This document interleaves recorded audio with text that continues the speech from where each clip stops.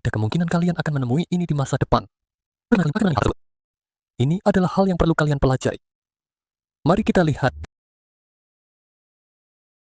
Seorang pemilik motor di Hasinchu membeli sepeda motor bekas tahun lalu. Ia berjanji untuk memberikan garansi selama 3 bulan. Namun, sepeda motor tersebut terus mengalami masalah. Mari kita lihat apa yang terjadi dalam berita ini. Ini benar-benar sangat saat mekanik sedang memperbaiki dan tiba-tiba meledak disertai dengan cahaya api. Bagian-bagian langsung terlempar ke atas, bahkan mengenai jalan di sampingnya. Tangan mekanik juga terluka dan berdarah. Gambar ini sangat menakutkan. Namun bagi pemilik motor, yang lebih tidak mengerti adalah mengapa memperbaiki motor bisa sampai terjadi ledakan. Saya sudah membeli motor ini dalam waktu kurang dari 5 bulan. Dan motor ini terus bermasalah. Saya benar-benar sial mendapatkan motor ini. Pemilik mengeluh bahwa pada bulan Desember lalu, ia membeli sepeda motor bekas tahun 2006 seharga 30.000. Toko tersebut menjanjikan garansi 3 bulan secara lisan. Namun motor sering mengalami kerusakan. Dan kali ini bahkan terjadi ledakan saat diperbaiki. Hal ini membuatnya meragukan kemampuan mekanik. Ia mengatakan bahwa biaya perbaikan seharusnya dibagi rata. Tetapi mengapa saya harus membayar setengahnya? Jika Anda merusak barang lain, mengapa saya harus menanggungnya? Kami sangat berhak meragukan bahwa kendaraannya mungkin telah diperbaiki di tempat lain. Melakukan modifikasi lain. Namun, tidak ada bukti. Di antara itu, motor tersebut juga mengalami kecelakaan.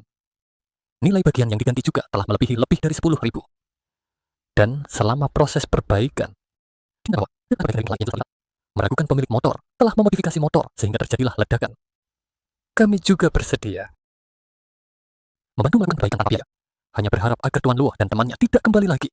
Awalnya berharap pemilik membayar setengah dari biaya perbaikan sekitar 4.000 dan kompensasi untuk tokoh yang meledak. Namun pemilik tidak menerima. Sekarang toko tidak meminta apa-apa, hanya berharap setelah perbaikan gratis ini, pihak lain tidak kembali lagi. Karena kami bukan pihak yang terlibat. Kami tidak memahami keseluruhan kasus ini, dan juga tidak melihat barangnya. Ketika membeli motor di masa depan, kalian perlu memperhatikan apa saja. Baik. Selanjutnya, ini juga sebuah kasus. Judulnya apa di sini? Perbaikan sepeda motor mencapai 68.000. Dengan 27.000 Anda bisa membeli motor baru. Benar bukan? Yang tidak Anda lakukan. Mari kita lihat. Dengan uang itu bisa membeli motor baru dengan tipe yang sama. Namun setelah itu pemilik kendaraan lain menentukan rugi 17.000. Kemudian muncul estimasi biaya sebesar 68.000. Meminta mahasiswa tersebut membayar tambahan 20.000. Mahasiswa itu merasa tidak adil, sehingga menolak untuk membayar. Ini tidak bisa. Mengapa harus memperbaiki transmisinya? Dengan ini, menganggapnya tidak adil ada 13 item. Tahun ini biayanya 6.850. Dengan harga ini bisa membeli motor baru dengan tipe yang sama. Saya rasa ini tidak rasional. Mahasiswa tersebut menabrak bagian belakang kanan mobil di depannya. Mobil itu berbagi saat itu ada 2 orang yang melihat. Plat nomor knalpot, lampu belakang, dan kendaraan mengalami kerusakan awal. Namun mereka tidak melapor ke polisi dan ingin menyelesaikan secara pribadi. Namun, pemilik yang tertabrak mulai menuntut mahasiswa tersebut untuk 2 kali perbaikan, termasuk penggantian knalpot dan 8 item lainnya. Mahasiswa tersebut mengakui dan membayar 7.200, tetapi estimasi biaya 64.000 ini. Jika ingin perbaikan sebesar itu, mungkin kendaraan sudah hancur total. Lebih baik membeli motor baru saja. Memperhatikan bodinya. Dan knalpotnya saya sama sekali tidak lapor ke polisi. Ini adalah kesalahan saya. Sebelumnya, pihak lain terus mengirim foto perbaikan, membuktikan bahwa mereka telah mengganti mesin. Pihak lain mengirimkan foto perbaikan secara bertahap, membuktikan bahwa mereka sudah mengganti mesin. Dia berbicara dengan sangat berani. Pemilik mobil memberitahu mahasiswa laki-laki, karena kebocoran oli mesin menyebabkan kerusakan. Perkiraan biaya perbaikan sebesar 60 yuan. Memintanya untuk membayar 20.000. Netizen berkata, kali ini sekalian modifikasi. Memodifikasi mesinnya sendiri, mencari orang untuk membayar. Dia berkata, karena oli bocor ke bawah. Mengakibatkan dia. Apa itu mengakibatkan dia sudah menyusut? Itu tidak mungkin, saya rasa tidak masuk akal untuk diperbaiki. Ini tidak mungkin untuk diperbaiki barangkali. Akan diperbaiki lagi di kali kedua. Tidak mungkin. Jadi ini pasti ada masalah. Lihatlah dengan seksama dokumen perkiraan yang dikirim oleh pihak lain. Di atasnya tidak ada cap resmi dari bengkel tersebut. Ada banyak masalah. Pengacara mengingatkan, jika terlibat kecelakaan, harus melapor ke polisi. Jika harga kompensasi tidak sepakat, bisa mencari mediasi pihak ketiga. Jangan hanya berpikir untuk menyelesaikannya dengan membayar. Setelah melihat berita ini, kita tahu satu hal. Kecelakaan dengan Pina tidak peduli besar atau kecil. Harus Daden melapor ke polisi. Supaya tidak repot di belakang hari. Poin penting dari video ini bagus. Selanjutnya kita lihat ini. Bapak Yuhui Luo di Kaohsiung, tiba-tiba motornya mati. Kemudian menariknya ke bengkel di seberang. Karena mau tutup kan, jadi mobilnya ditinggal di situ. Hasilnya keesokan harinya. Semua sudah dibongkar. Mobil kesayangan setelah diservis, bodi dan semua bagiannya dicopot. Pemilik mobil mengaku pemilik bengkel tidak memberitahu. Dia marah hingga meminta teman untuk mengangkut mobilnya. Karena kamu tidak menjelaskan detail ke pelanggan terlebih dahulu. Di mana masalahnya terletak? Kamu baru menduga saja. Karena dia menduga, tidak bertanya, mengatakan, kenapa saya harus membayar tambahan 2.000 yuan ini? Mobil kesayangan Bapak Luo mati, tiba-tiba pada malam 7 Januari. Dia ternyata berutang pada bengkel motor dekat rumah. Karena sudah mau tutup, maka ditinggal mobilnya. Hasilnya, keesokan harinya saat ke bengkel, ternyata bukan. Mesin mobilnya sudah dibongkar. Ia menuduh bengkel mobil tidak memberitahu terlebih dahulu. Juga harus membayar biaya perbaikan sebesar 2.000 yuan. Sangat marah dan memposting di internet agar semua orang berhati-hati. Mau bilang, dia saat itu meminjam 300.000. 200.000, 100.000, apa dia? Tidak seperti kamu yang mengatakan tambahan 2.000. 3.000, di sini ada 10.000. 1.000, 18.000. Tapi dia tidak menjelaskan rincian kan? Ya, tidak ada yang memberitahu. Perkiraan biaya perbaikan bengkel tidak memiliki rincian. Atau menangkap gambaran besar. Pemilik mobil merasa terjebak dan menanggapi tuduhan. Pemilik bengkel mobil juga memiliki sesuatu untuk dikatakan. Lagi pula foto yang diberikan, kamu hari ini pagi bangun. Hasilnya di sini adalah ruang sampah. Perlu ditinggalkan di sini. Melihat apakah dia ingin hasilkan keturunan saat semua mobil itu berhenti. Saya sudah tahu orang itu seperti itu. Mobil Bapak Luo akhirnya diperbaiki di bengkel teman. Bos mengatakan, perlu dicek. Sebenarnya tidak perlu membongkar mobil. Seperti ini, tekanan bantalan baja tidak cukup setelah pengujian mobil Bapak Luo. Tekanan baja tidak cukup setelah mesin dibongkar. Dipastikan ada kebocoran pada kepala baja. Itulah sebabnya mobil tidak bisa dinyalakan. Uji alat menunjukkan bahwa akan ada pembongkaran besar. Kami akan memberikan perkiraan harga secara kasar terlebih dahulu. Jika kamu setuju, maka saya akan melakukan tindakan ini. Seperti ini, sebelum perbaikan pasti harus berkomunikasi dengan pemilik mobil. Termasuk item perbaikan dan harga. Harus dijelaskan dengan jelas. Bengkel motor yang dituduh adalah tidak memberitahu terlebih dahulu. Langsung membongkar motor. Akibatnya timbul sengketa konsumen. Berita dari Dongshan mengumpulkan laporan.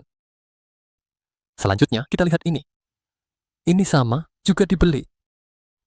Mobil bekas bocor air setelah bocor. Mengganti suku cadang menghabiskan lebih dari 90.000. Namun mobilnya masih tidak bisa digunakan. Jadi hasilnya, apa kejadiannya? Masih menuduh pemilik mobil ada niat jahat. Untuk beberapa puluh ribu ini, harus menghabiskan lebih banyak waktu untuk menangani. Apakah itu sepadan? Itu tergantung pada kalian. Mari kita cari tahu. Situasi detailnya bagaimana? Sama, kami tidak menyatakan siapa yang benar, siapa yang salah, karena kami bukan pihak yang terlibat, karena ada beberapa detail. Semua orang hanya mengatakan sisi baiknya, tidak berbicara tentang sisi buruknya. Banyak hal juga sama. Ini juga harus mengingatkan semua peserta. Di kemudian hari, saat kalian melihat hal-hal, mendengarkan hal-hal harus mendengar dari kedua sisi. Mari kita lihat. Yang terakhir, cukup sampai di sini. Sang ksatria kali ini menggigil. Knalpotnya mengeluarkan asap putih banyak, kadang mobil bisa menyala. Terkadang tidak bisa dan mengalami kerusakan lagi. Pemilik mobil sudah tidak sabar, karena ini sudah kali N-nya yang mengirim untuk diperbaiki. Di bengkel yang sama, perbaikan berulang. Dia menuduh mobilnya masih bermasalah. Saya dari akhir Februari sampai sekarang, sekitar pertengahan Mei. Bolak-balik sudah entah berapa kali, karena begitu banyak kejadian sebelumnya. Saya sama sekali tidak percaya padanya lagi. Motor bekas CBR 250 ini diklaim sebagai pembawa bencana. Lebih dari 2 tahun yang lalu, Tuan Rao membeli dengan lebih dari 300.000 yuan. Sudah 6 tahun mobil itu, katanya. Pada bulan Februari tahun ini, radiator bocor. Bahkan menurut asap tanpa pengemudi. Diperbaiki di bengkel yang direkomendasikan. Tak disangka, itu justru awal mimpi buruk. Sudah diperbaiki 5 atau 6 kali. Termasuk mengganti komponen mesin dan memodifikasi komputer, menghabiskan lebih dari 90.000 yuan. Namun masih belum diperbaiki. Dia meminta biaya perbaikan dari pemilik. Ditambah dengan nilai sisa 100.000 yuan. Totalnya 200.000, namun ditolak. Dia bilang kepada saya, kamu pergi periksa ke dokter. Penyakitnya tidak sembuh. Apakah kamu akan meminta ganti rugi dari dokter? Ketika saya mendengar kalimat ini, saya sangat bingung. Saya ingin mengatakan masalah sikap saya. Hari ini, apapun suasana hati saya selalu menekankan padanya. Saya akan datang untuk mengambil mobilmu. Saya akan menangani semuanya dengan baik.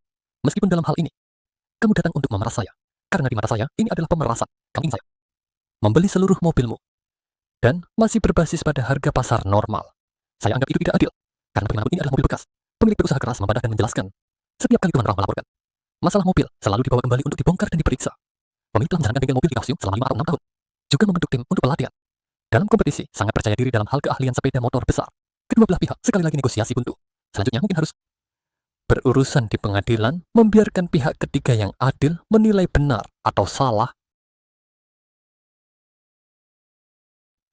Baiklah, akhirnya mari kita lihat. Ini lebih menarik. Membeli sepeda motor jenis langka. Dan hasilnya tertimpa pohon. Biaya perbaikan mencapai 120.000, sementara ganti rugi negara hanya 10.000. Sebenarnya mengapa dia mengawasi sampai selesai? Ini juga menyangkut masa depan kalian. Jika suatu saat mobilnya bermasalah, cara klaim asuransi.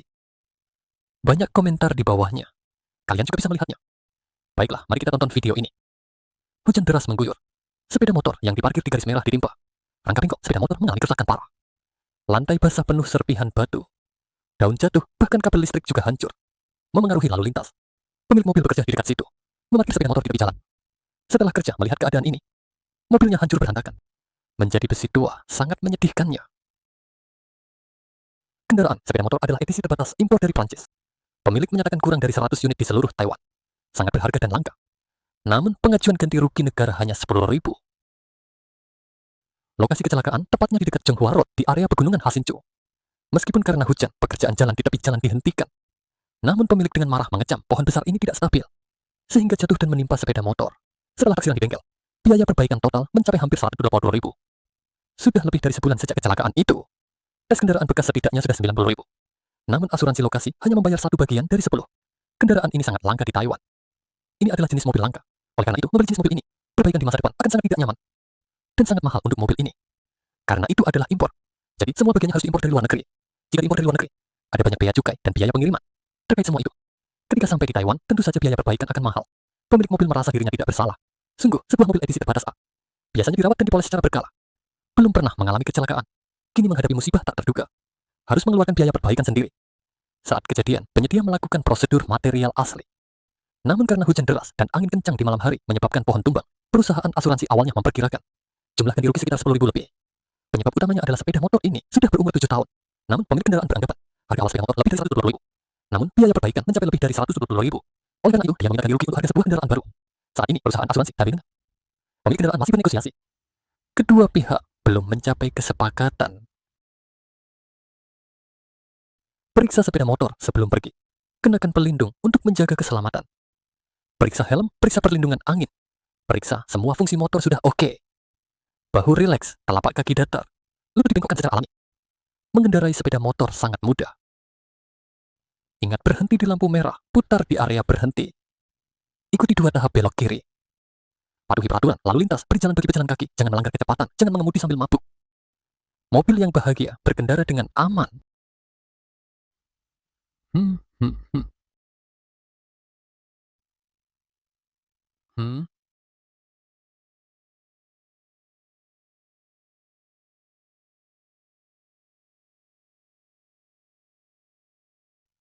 Karena sepeda motor ekonomik, nyaman, dan mudah dipelajari. Sepeda motor dapat dilihat di mana-mana di Taiwan. Namun, karena mudahnya berkendara, pengendara sering mengabaikan cara berkendara yang benar dan meningkatkan risiko. Sepeda motor tidak seperti mobil yang memiliki bodi yang keras. Jadi, pengendara dan kendaraan mudah terpengaruh oleh lingkungan luar. Seperti angin kencang, hujan, atau kondisi jalan yang buruk. Semua itu dapat menurunkan stabilitas sepeda motor. Kemungkinan kecelakaan juga meningkat.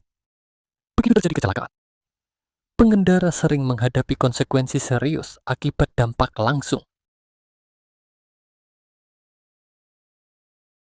Banyak kecelakaan sepeda motor terjadi karena pelanggaran oleh pengendara, seperti melanggar lampu merah, mengemudi melawan arah untuk menjaga jarak aman, mencuri kecepatan. Perilaku yang melanggar peraturan lalu lintas ini sering menyebabkan akibat yang tidak terbayangkan. Dalam 2 tahun terakhir di daerah Taiwan, rata-rata sekitar 400 kejadian kecelakaan lalu lintas terjadi setiap hari dengan korban luka atau kematian. Di antaranya, sekitar 5-20 orang terluka akibat kecelakaan lalu lintas setiap hari.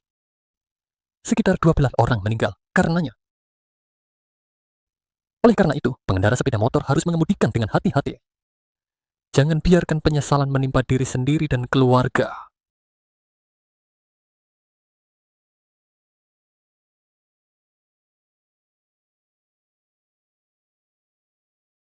Setiap pengendara harus membiasakan diri untuk merawat sepeda motor dan memeriksa sebelum berkendara, agar dapat mendeteksi masalah lebih awal dan melakukan perbaikan lebih cepat untuk mencegah terjadinya kecelakaan. Berikut adalah item yang perlu diperiksa sepeda motor secara rutin. Periksa apakah jumlah bensin cukup. Periksa warna, viskositas, dan jumlah oli mesin serta oli gear apakah mencukupi. Periksa ban, perhatikan apakah tekanan ban normal. Kedalaman alur apakah cukup. Apakah ada retak, kerusakan, atau keausan yang tidak biasa pada permukaan. Periksa mesin, perhatikan suara saat mesin menyala. Apakah fungsi berjalan lambat dan akselerasi normal. Periksa rem. Perhatikan bahwa celah bebas pada tuas rem harus 1 hingga 2 cm. Apakah kabel rem ada yang terluka? Apakah pemanasan cukup? Apakah rem berfungsi dengan baik? Apakah minyak rem pada rem yang diperbaharui cukup? Periksa lampu, perhatian pada lampu utama, lampu seng, lampu rem, dan fungsi lampu sorot. Apakah semuanya cukup terang dan normal? Periksa aki, apakah aki longgar? Apakah terminal aki berkarat? Periksa apakah braket keamanan longgar? Apakah posisi tanda keamanan konsisten? Periksa fungsi klakson, apakah normal? Sebelum berkendara setiap hari, periksa 3 bagian yang langsung memengaruhi keamanan berkendara, yaitu rem, lampu, dan ban. Juga perhatikan apakah jumlah bensin cukup. Setidaknya cukup untuk 1 hari penggunaan. Setelah semua pemeriksaan selesai, barulah bisa berangkat.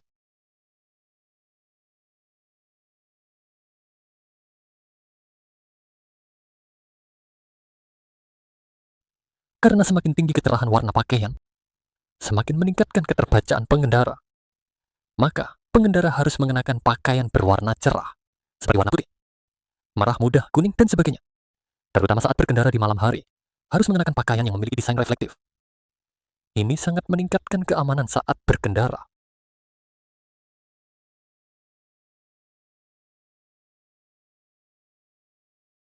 Pengendara saat mengendarai sepeda motor harus mengenakan helm keselamatan, sarung tangan pelindung, dan sepatu yang menutupi seluruhnya.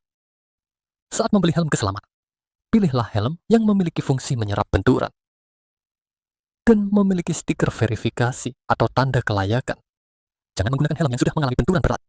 Helm yang sudah kehilangan fungsi perlindungannya. Juga tidak boleh untuk alasan ventilasi, menghapus lapisan dalamnya.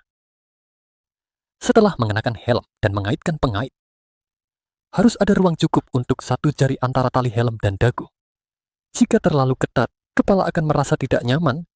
Jika terlalu longgar, helm bisa terlepas saat terjadi kecelakaan, meningkatkan risiko cedera kepala.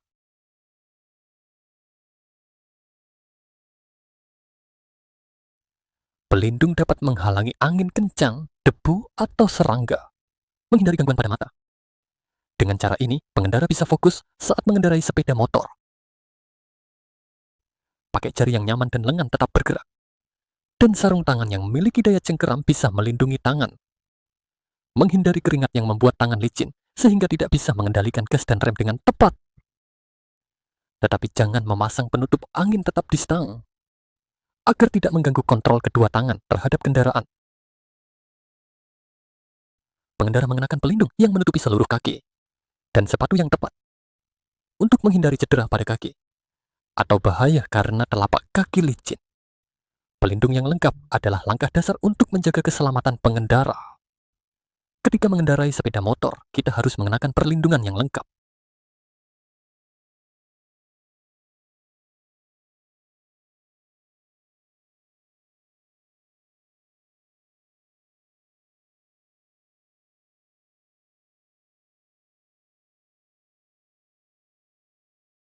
Ketika memulai berkendara, mata harus memandang ke depan, mengumpulkan informasi di depan secara luas. Bahu harus santai, siku sedikit ditekuk, dan mendekat ke arah tubuh. Bagian atas tubuh sedikit membungkuk, tidak tegang, pegang stang dengan mudah. Jarak di depan seharusnya sekitar 1 kaki. Agar mudah mengambil dan melepaskan tuas rem, paha harus sedikit menempel pada kursi. Siku harus ditekuk secara alami, dan menjaga jarak sekitar 10 cm dari kotak depan. Kaki datar di alas kaki. Jari kaki menghadap ke depan dan sedikit ke dalam.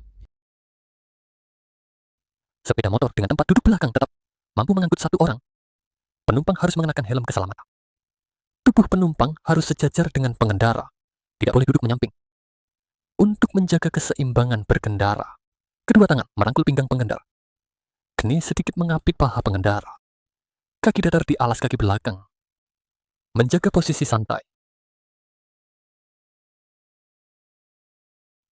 Pengendara mengumpulkan informasi lalu lintas saat berkendara, setelah berpikir dan menilai. Akhirnya, waktu yang diperlukan untuk membuat keputusan dan bertindak disebut waktu reaksi. Jarak yang ditempuh kendaraan selama waktu ini disebut jarak kosong. Selanjutnya, dari saat kendaraan mulai melambat hingga berhenti sepenuhnya, jarak yang dilalui disebut jarak pengereman dan jarak berhenti rem, termasuk jarak kosong dan jarak pengereman. Oleh karena itu, menjaga jarak aman harus didasarkan pada jarak pengereman untuk menghindari menabrak kendaraan di depan. Seiring meningkatnya kecepatan berkendara, jarak kosong dan jarak pengereman semakin panjang. Oleh karena itu, saat mengendarai sepeda motor, pemahaman tentang menjaga jarak aman adalah merhati pada kondisi di depan dan gerakan kendaraan di depan. Menjaga jarak yang selalu bisa berhenti dari kendaraan di depan. Jika berkendara dalam cuaca buruk, maka perlu menjaga jarak yang lebih jauh dari kendaraan di depan.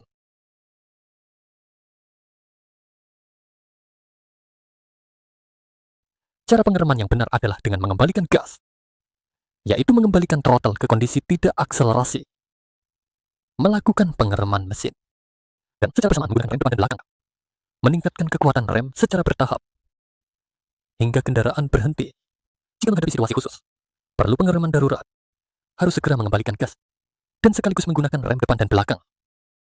Menyelesaikan tindakan pengereman sekaligus, dan menjaga kendaraan dalam keadaan stabil. Tidak boleh mengunci roda, untuk menghindari kendaraan meluncur dan kehilangan kendali. Jika terjadi selip, kurangi kekuatan pengereman, hingga roda kembali berputar, baru bisa mengendalikan kendaraan lagi.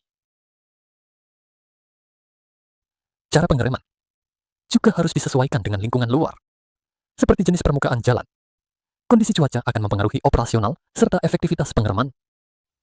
Berkendara di tanjakan atau jalan licin, manfaatnya adalah fokus pada rem belakang.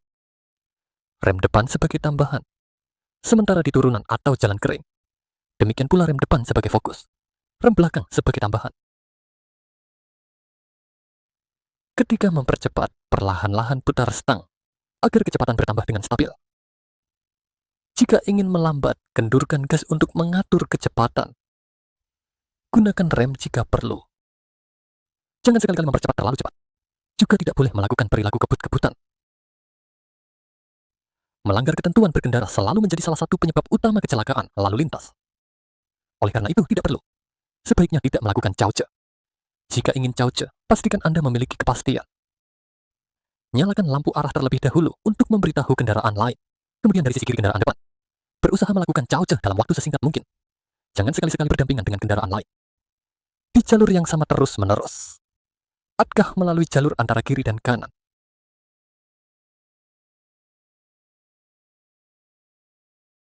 Kendaraan saat melaju di tikungan akan mengalami gaya sentrifugal karena pengaruh inersia.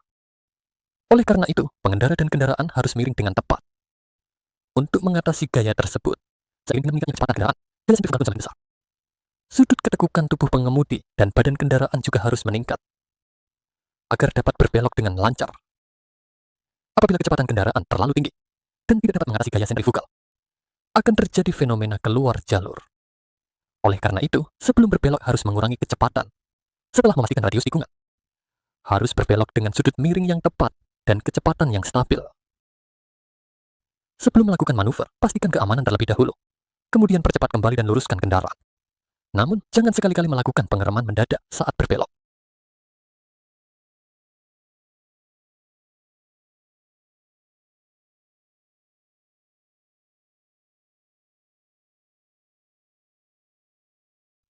Saat berkendara di hari hujan karena koefisien gesekan jalan berkurang, kendaraan lebih mudah tergelincir dan jarak pengereman juga akan meningkat.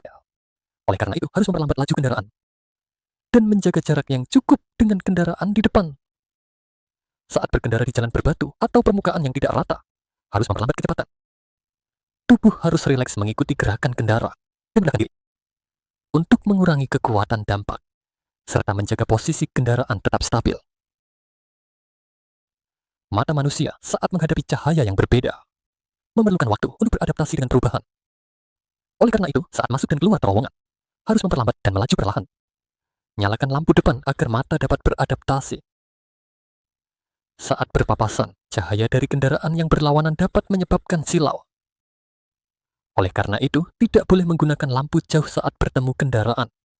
Ketika mata pengemudi terpapar silau, pandangan harus menghindari sumber cahaya dan harus memperlambat laju kendaraan. Penglihatan mata akan menurun karena kecepatan berkendara yang meningkat. Dan jangkauan pandang juga akan menyempit. Oleh karena itu, pengemudi harus menghindari berkendara dengan kecepatan berlebihan. Untuk mencegah kecelakaan akibat kesalahan penilaian visual.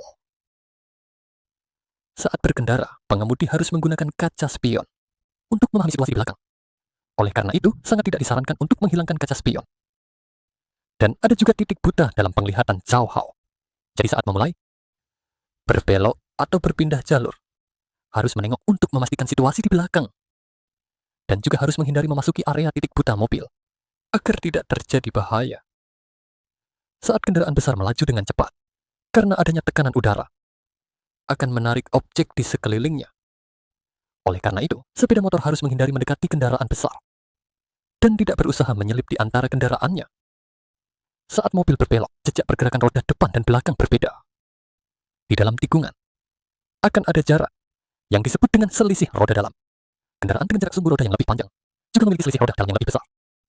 Oleh karena itu, ketika menghadapi kendaraan besar yang berbelok, harus menjaga jarak dengan kendaraan tersebut, agar tidak terjepit di bawah roda, yang dapat menyebabkan kecelakaan. Saat mengendarai sepeda motor, pasti harus memahami potensi risiko yang ada di jalan. Misalnya, saat berlalu di dekat pedagang kaki lima, papan nama, benda rintangan besar atau mobil yang diparkir, harus memperlambat dan menjaga jarak yang cukup agar tidak terhalang oleh pandangan dan bertabrakan dengan orang atau kendaraan yang tiba-tiba muncul, atau menabrak pintu mobil yang tiba-tiba terbuka saat melewati jalan menanjak atau menikung. Harus melaju pelan di sisi kanan sambil tetap waspada agar tidak terjadi kendaraan berlawanan. Saat mengendarai sepeda motor, harus terlebih dahulu mendapatkan SIM, asalkan berusia minimal 18 tahun dalam kondisi sehat.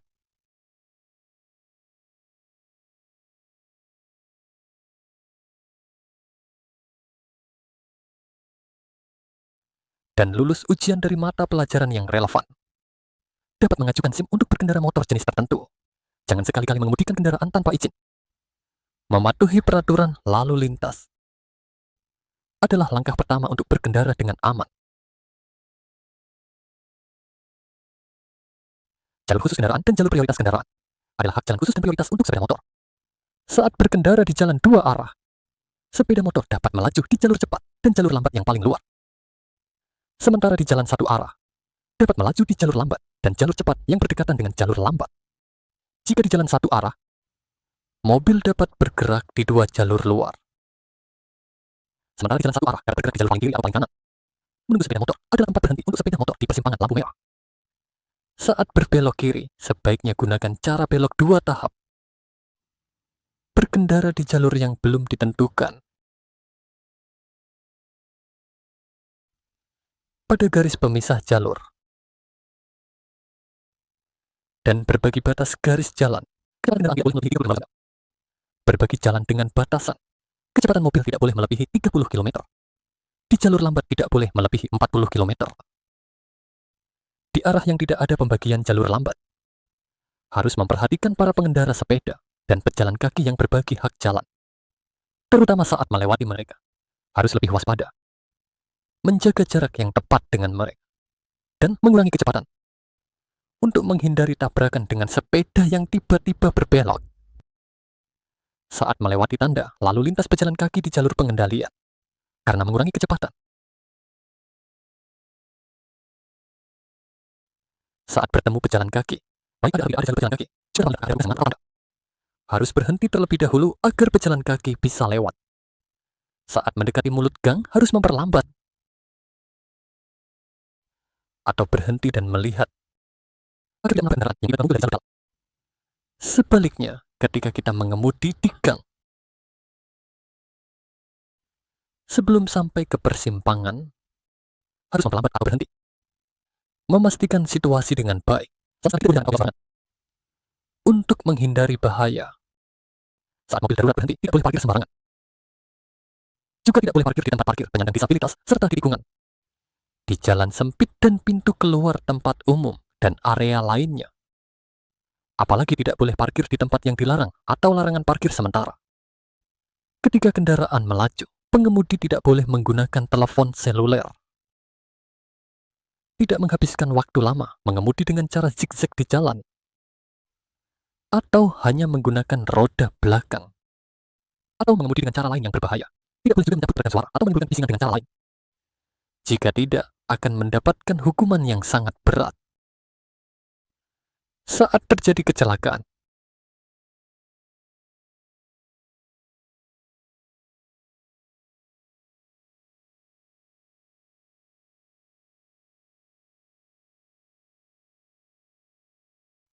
pengemudi harus tetap tenang. Jika hanya terjadi goresan ringan, harus memindahkan kendaraan ke pinggir jalan dan secepatnya mencapai penyelesaian dengan pihak lain. Saat terjadi kecelakaan yang serius, pertama, gunakan barang di lokasi untuk memasang tanda peringatan dan hubungi polisi di nomor 100 Sudut Prasoplo. Dalam telepon, harus menjelaskan lokasi kecelakaan, waktu, jenis kendaraan dan kondisi korban dengan jelas. Jika tidak ada yang meninggal, dapat menggunakan barang yang memiliki fungsi penanda untuk menggambar garis, menentukan posisi ban sepeda dan kemudi. Akhirnya, pindahkan kendaraan ke sisi jalan. Menunggu kedatangan polisi. Jika ada yang terluka atau meninggal, harus segera memberikan pertolongan kepada yang terluka, atau hubungi 119 untuk meminta bantuan. Namun tidak boleh sembarangan memindahkan kendaraan yang terlibat dan dijemput di lokasi. Hanya jika menyebabkan luka dan semua pihak setuju, baru boleh memindahkan kendaraan ke tepi jalan. Ketika polisi menangani kasus tersebut, harus memastikan catatan yang relevan apakah benar, baru boleh menandatangani untuk menjaga hak-hak sendiri. Dalam kasus kecelakaan, sebaiknya pihak yang terlibat melaporkan secara langsung atau melalui orang lain. Sama sekali tidak boleh larang meninggalkan lokasi. Jika tidak, akan dikenakan sanksi, pencabutan izin mengemudi atau sanksi pidana. Mematuhi 5 prinsip keamanan berkendara. Mengangkat kepala dan melihat jauh, memperbesar jarak aman. Memperluas penglihatan dan mengawasi dinamika di kedua sisi. Membiarkan mata bergerak, mengamati lingkungan sekitar. Mengukur lingkungan dan menyediakan jalur aman. Menguji fakta dan meramalkan arah berkendara. Dan mematuhi peraturan. Berkendara dengan aman itu yang terpenting. Jangan lupa periksa kendaraan dan gunakan pelindung. Menjauhi kecelakaan yang berbahaya. Aman dan pulang dengan selamat. Setelah menonton video ini,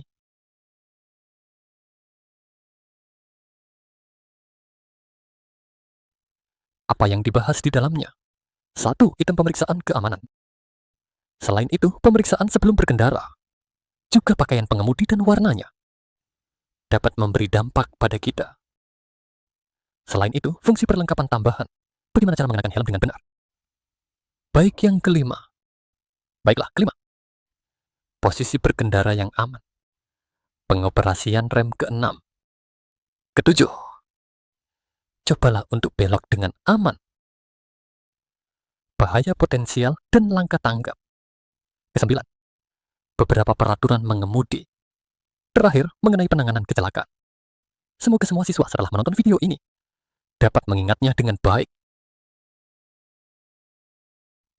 Baik, sekarang mari kita lihat sengketa ini. Mari kita sedikit memahami, menganalisa sedikit. Dia baru saja selesai mengganti ban. Tak lama setelah itu, dia kembali mengatakan bahwa roda belakangnya mengeluarkan suara aneh.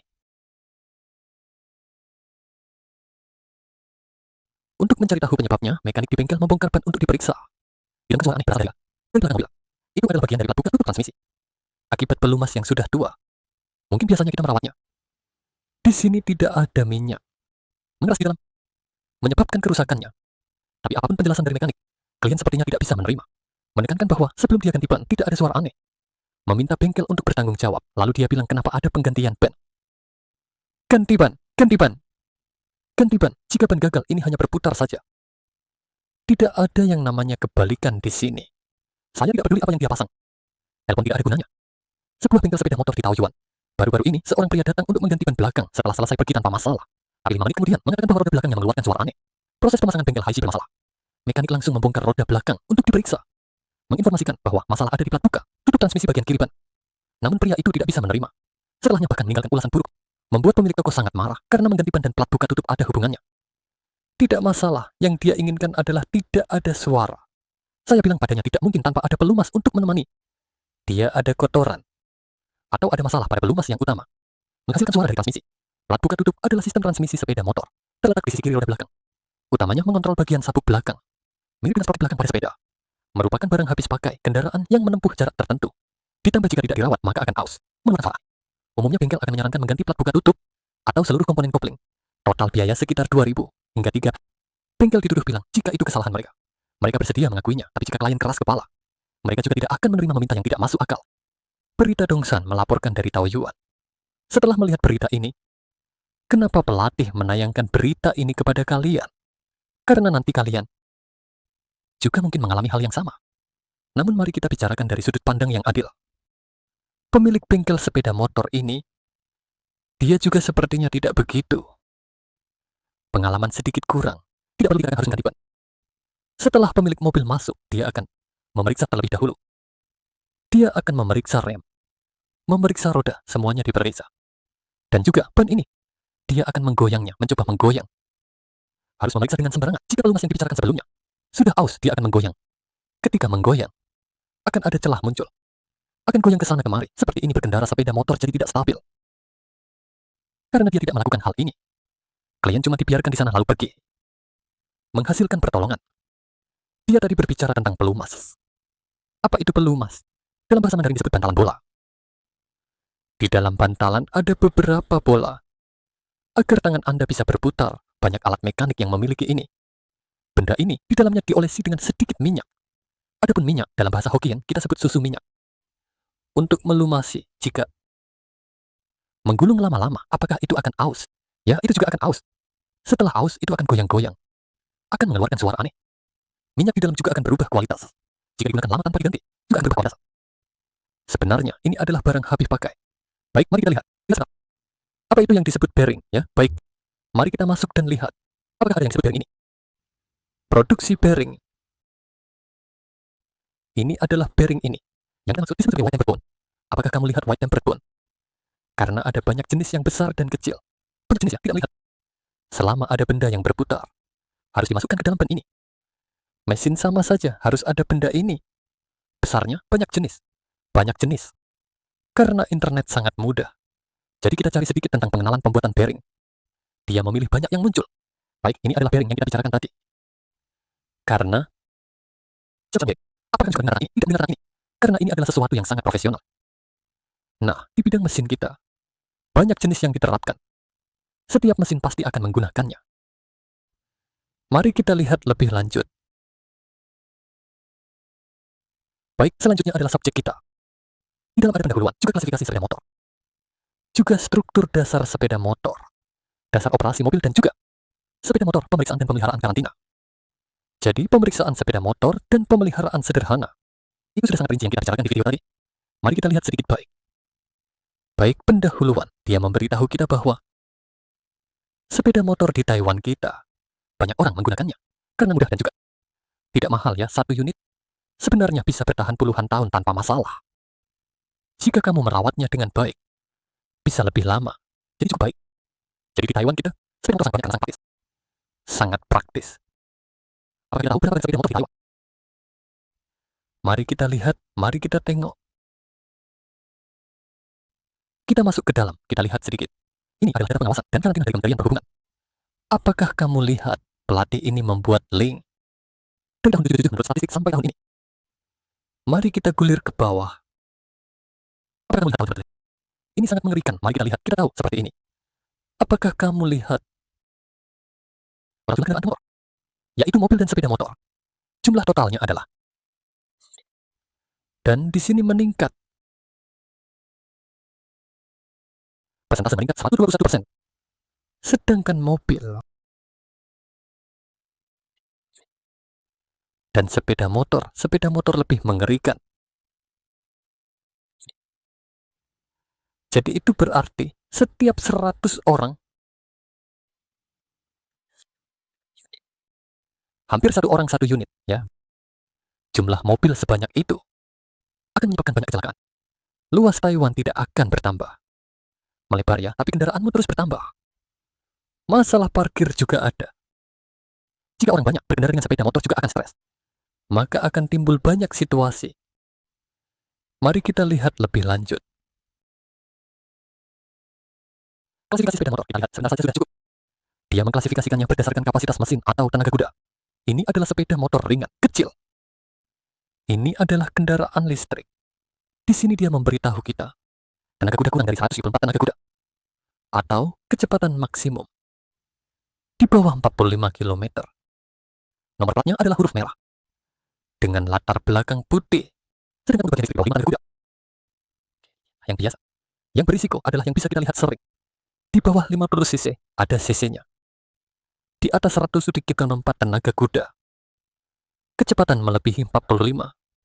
Yang berwarna coklat berlatar hijau. Huruf putih, sedangkan untuk kendaraan listriknya, dia menunjukkan kendaraan listrik.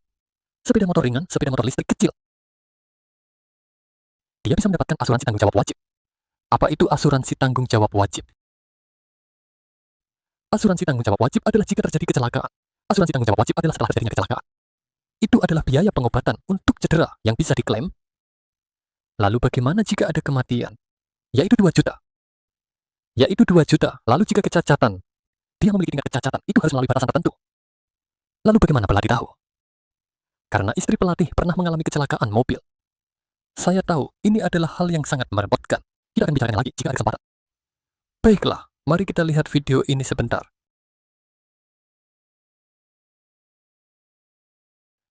Sayang, mari kita ganti ke sepeda listrik. Tidak perlu mengajukan izin. Tidak, informasi kamu sudah ketinggalan zaman. Ketinggalan zaman benar. Sepeda listrik kini telah berganti nama menjadi sepeda motor listrik mikro. Selain harus mendaftar, juga harus memiliki asuransi tanggung jawab kendaraan bermotor yang wajib.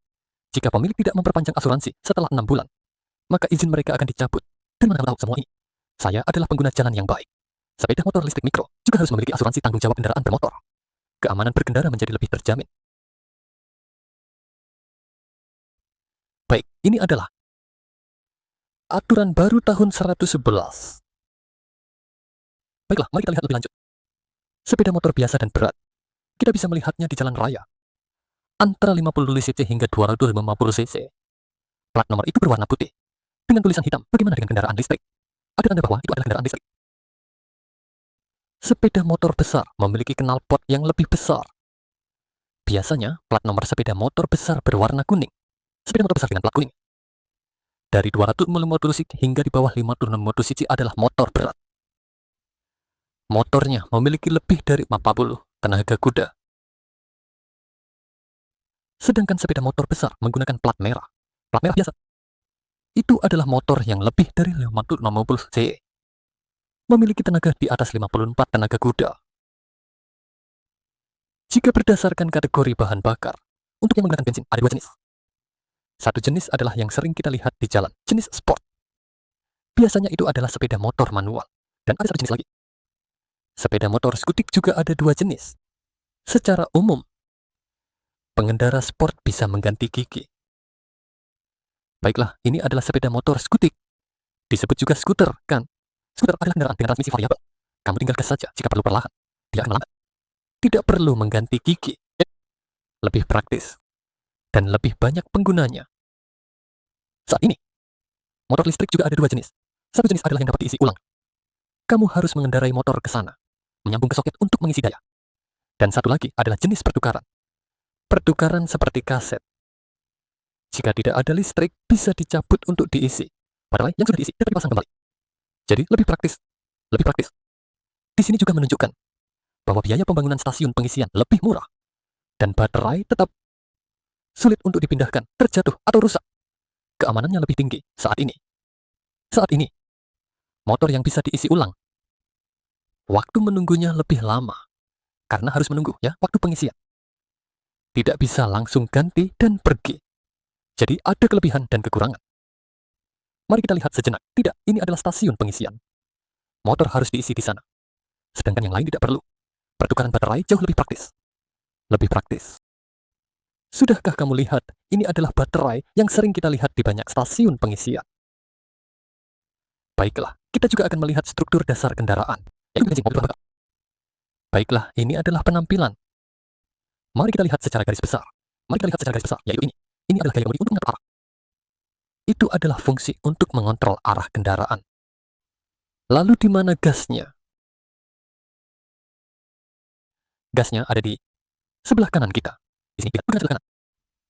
Bagian spion digunakan saat mulai jalan, belok, menyalip, pindah jalur, dan saat berkendara kita harus selalu memperhatikan kendaraan dari belakang untuk mengurangi kecelakaan lalu lintas. Spion belakang juga ada sudut buta.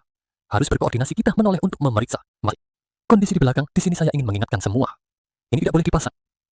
Ini harus ada. Bagian lampu depan yang baik. Ada lampu sumbu dan lampu depan.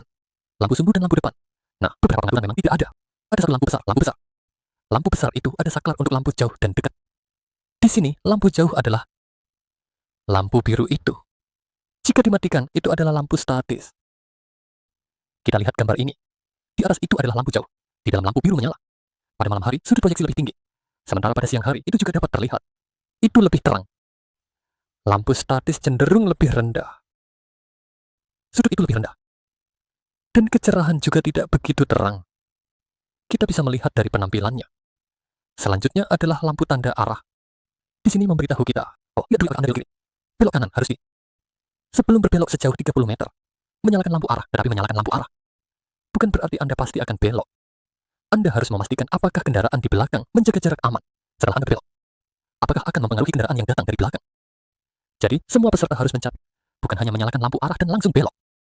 Juga harus memeriksa jarak aman, lampu belakang, dan lampu rem. Lampu belakang adalah saat Anda menyalakan lampu. Dia akan menyala. Sementara lampu rem adalah saat Anda menggunakan rem. Dia akan lebih terang sedikit. Baik, ini adalah lampu rem. Lampu belakang. Baik, ini adalah bohlam. Bohlam lampu depan. Bohlam lampu depan. Umumnya ada 2 bintang. 2 bintang. Karena lampu statis ada lampu. Nah, jika lampu statis ada 2 filamen, 1 filamen tidak menyala. Jadi hanya 1 lampu yang menyala. Sehingga lebih redup. Lampu jauh lebih terang karena kedua filamen menyala. Baik, selanjutnya lampu rem. Lampu rem juga ada 2 filamen.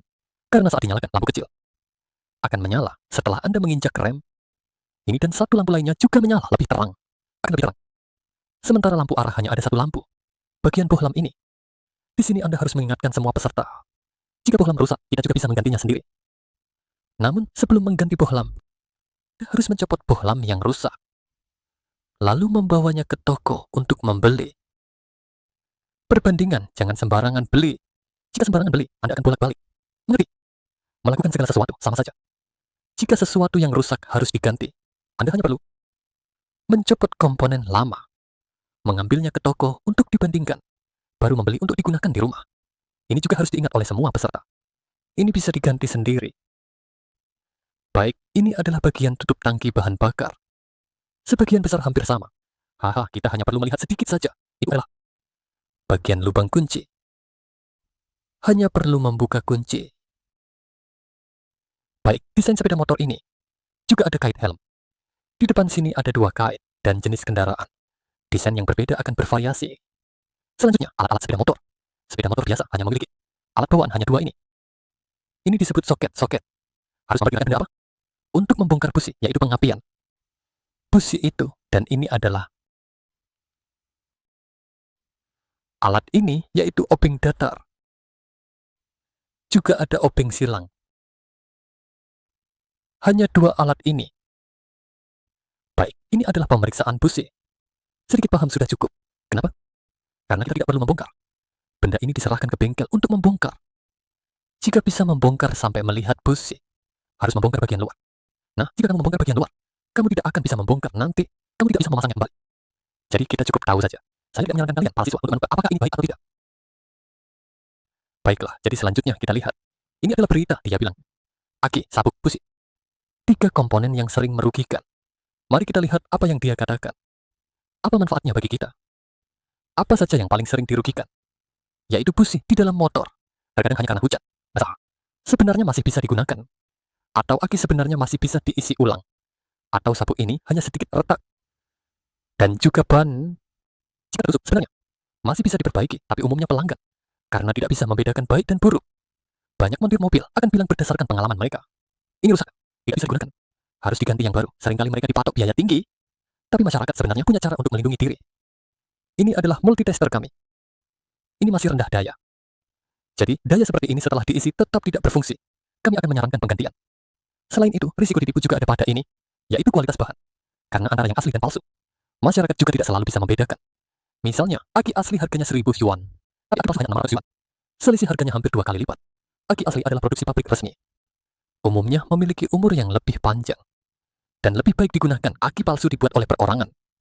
Oleh karena itu, seperti sabuk aki, atau ban sering dibandingkan oleh pelanggan sekarang, banyak dealer juga meluncurkan harga standar.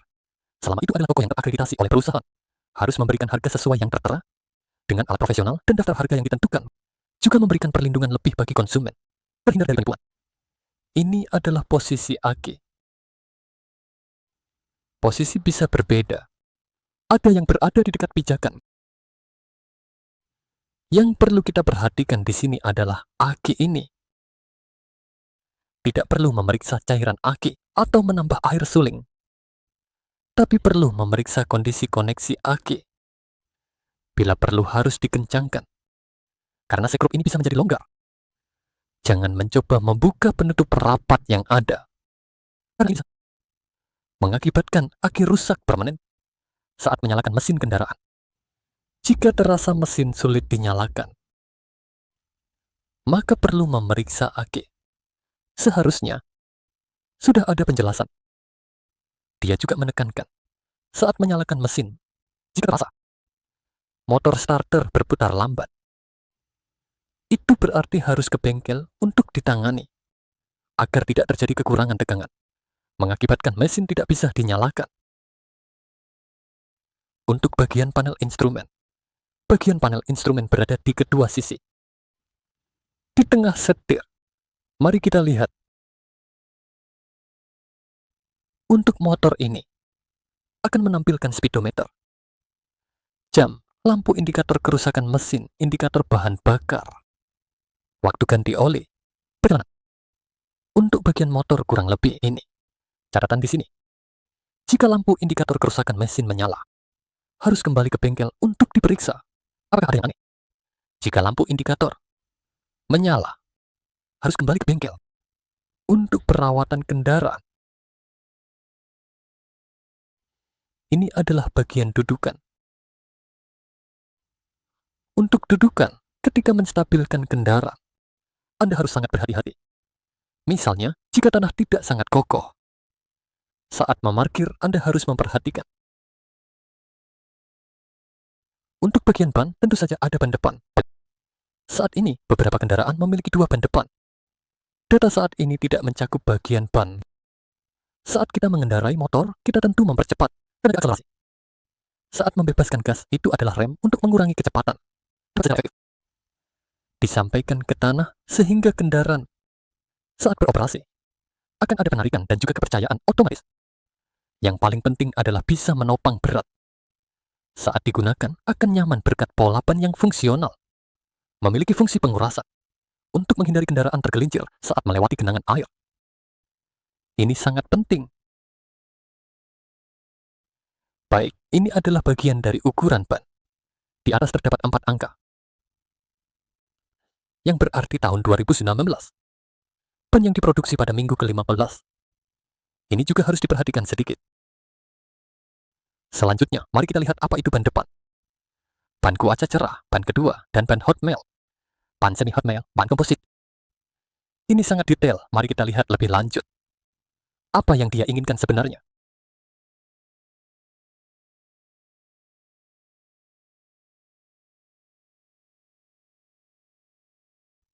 Wow, sepertinya ban belakangnya bocor.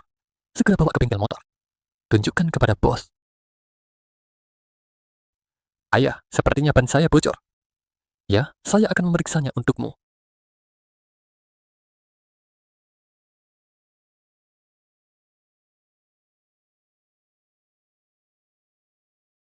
Secara umum, serahkan keputusan kepada bos bengkel.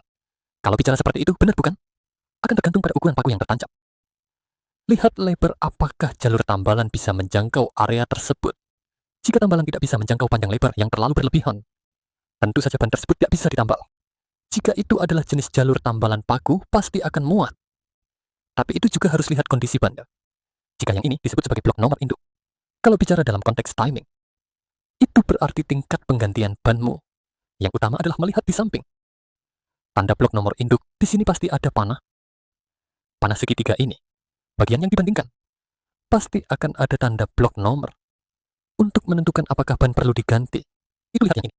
Seperti ini, sudah habis sampai. Garis peringatan hilang, tentu saja disarankan untuk langsung diganti. Kamu juga tidak perlu melakukan tindakan tambal. Karena jika kamu terus menambal, jujur saja, ketebalan jalur tambal yang lengket juga akan lebih buruk. Selain itu, sekarang peraturan pemerintah menetapkan sampai tingkat ini. Pasti harus diganti. Kalau tidak, lembaga pengawasan akan memberikan sanksi. Jika berbicara tentang jenis ban, sebenarnya yang paling umum di pasaran adalah ban kinerja, ban angin, atau yang ini lebih cenderung ban cuaca cerah. Ini adalah 3 kategori utama. Dan ada satu jenis lagi, disebut ban jalan, yaitu ban untuk komuter. Pola ini lebih jarang. Itu disebut sebagai ban pelat kinton. Area kontaknya dengan permukaan jalan lebih banyak dibandingkan ban angin. Untuk ban angin sendiri, seperti namanya, mereka lebih banyak digunakan untuk pemeretan, untuk membuat saluran air, dan untuk ban ikan paus. Itu dari antara keduanya. Dalam hal pola, jika dilihat dari pola, ban dan ban pasti bisa langsung dikenali. Perbedaan terletak pada jenis karet yang digunakan. Ban hot melt sendiri dari segi karet, suhu panasnya lebih cepat. Kekuatan lengket juga lebih banyak, tetapi sebaliknya, keausan pasti akan lebih cepat sedikit.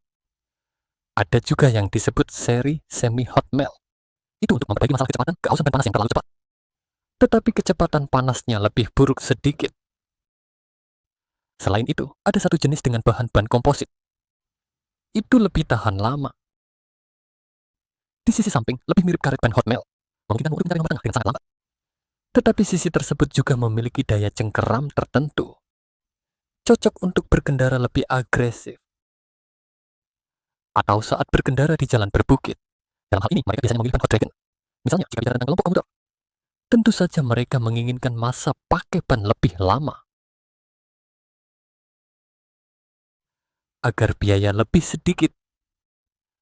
Dalam kata lain, daya cengkeramnya sedikit lebih rendah. Tapi tahan ausnya akan jauh lebih baik. Jadi jika suka bepergian, naik gunung ke daerah pegunungan bagi pengendara seperti ini, disarankan untuk memakai seri lelong atau seri semi lelong. Agar memiliki cukup daya cengkeram, menghindari saat berbelok. Daya cengkeram ringan yang kurang, memengaruhi keselamatan berkendara. Pertama, di bagian atas ban ini. Di sini terdapat nama tempat produksi. Made in Taiwan, ini buatan Taiwan. Segera lihat ke bawah. Di sini terdapat arah pemasangan yang disebut. Itu adalah perbedaan arah putaran ban. Seperti ban ini adalah ban satu arah. Jadi, saat pemasangan, kamu harus mengarahkannya sesuai dengan arah putaran roda. Di sini akan ada 4 angka. Angka ini, saya yakin banyak orang yang penasaran. Ini disebut tanggal produksi ban. Di belakang tanggal ini, 2 angka 19 mewakili tahun. 2 angka di depan ini mewakili minggu produksi. Dengan kata lain, itu adalah minggu ke-19 tahun 2019. Ban yang diproduksi. Di sini terdapat kode 1922. Ini mewakili merek ban ini. Apa modelnya? Di samping, ada yang disebut deretan angka ini. Ini disebut spesifikasi 130. Itu mewakili lebar tapak. Menggunakan mini untuk melakukan perhitungan. Nah, bagian 70. Itu mewakili ketebalan ban. 12 di sini mewakili ukuran ban. Ini disebut ban ukuran 12 inci. Di atas ban ada angka 51 dan L. Mereka masing-masing mewakili kemampuan beban. Atau bagian L. Itu mewakili. Artinya, dapat menahan kecepatan maksimum. Kecepatan maksimum 120 km/jam. Yaitu jika kecepatanmu Artinya, ini dapat menahan hingga 120 km/jam. Nah, di internet, tentu saja itu tidak disarankan. Di bawahnya ada 32 PSA. Ini pada dasarnya adalah tekanan yang disarankan untuk ban dalam keadaan dingin. Artinya jumlah tekanan ban. Pada dasarnya, ban memiliki saran sendiri. Harga jual tentu juga harus mempertimbangkan tingkat kesulitan pemasangan.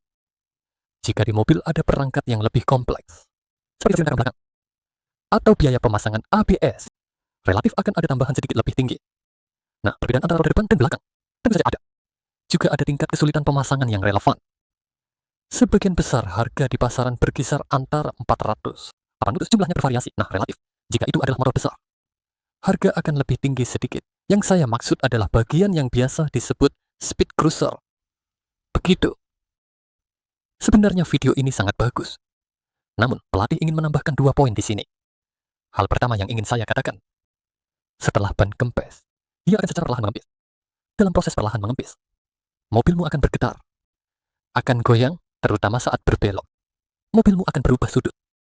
Jadi, pada saat ini, mobil akan sedikit tidak stabil. Itu adalah ban. Setelah mengempis, tentu saja, harus mencari untuk memperbaiki ban. Nah, jika mengempis sangat parah, jangan menariknya untuk pergi. Karena jika ditarik, ban akan aus.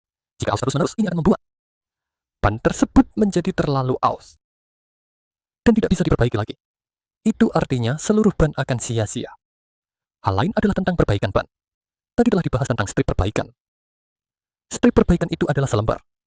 Apa yang bisa kita sebut? Bagaimana menjelaskannya? Mari kita lihat unit lain.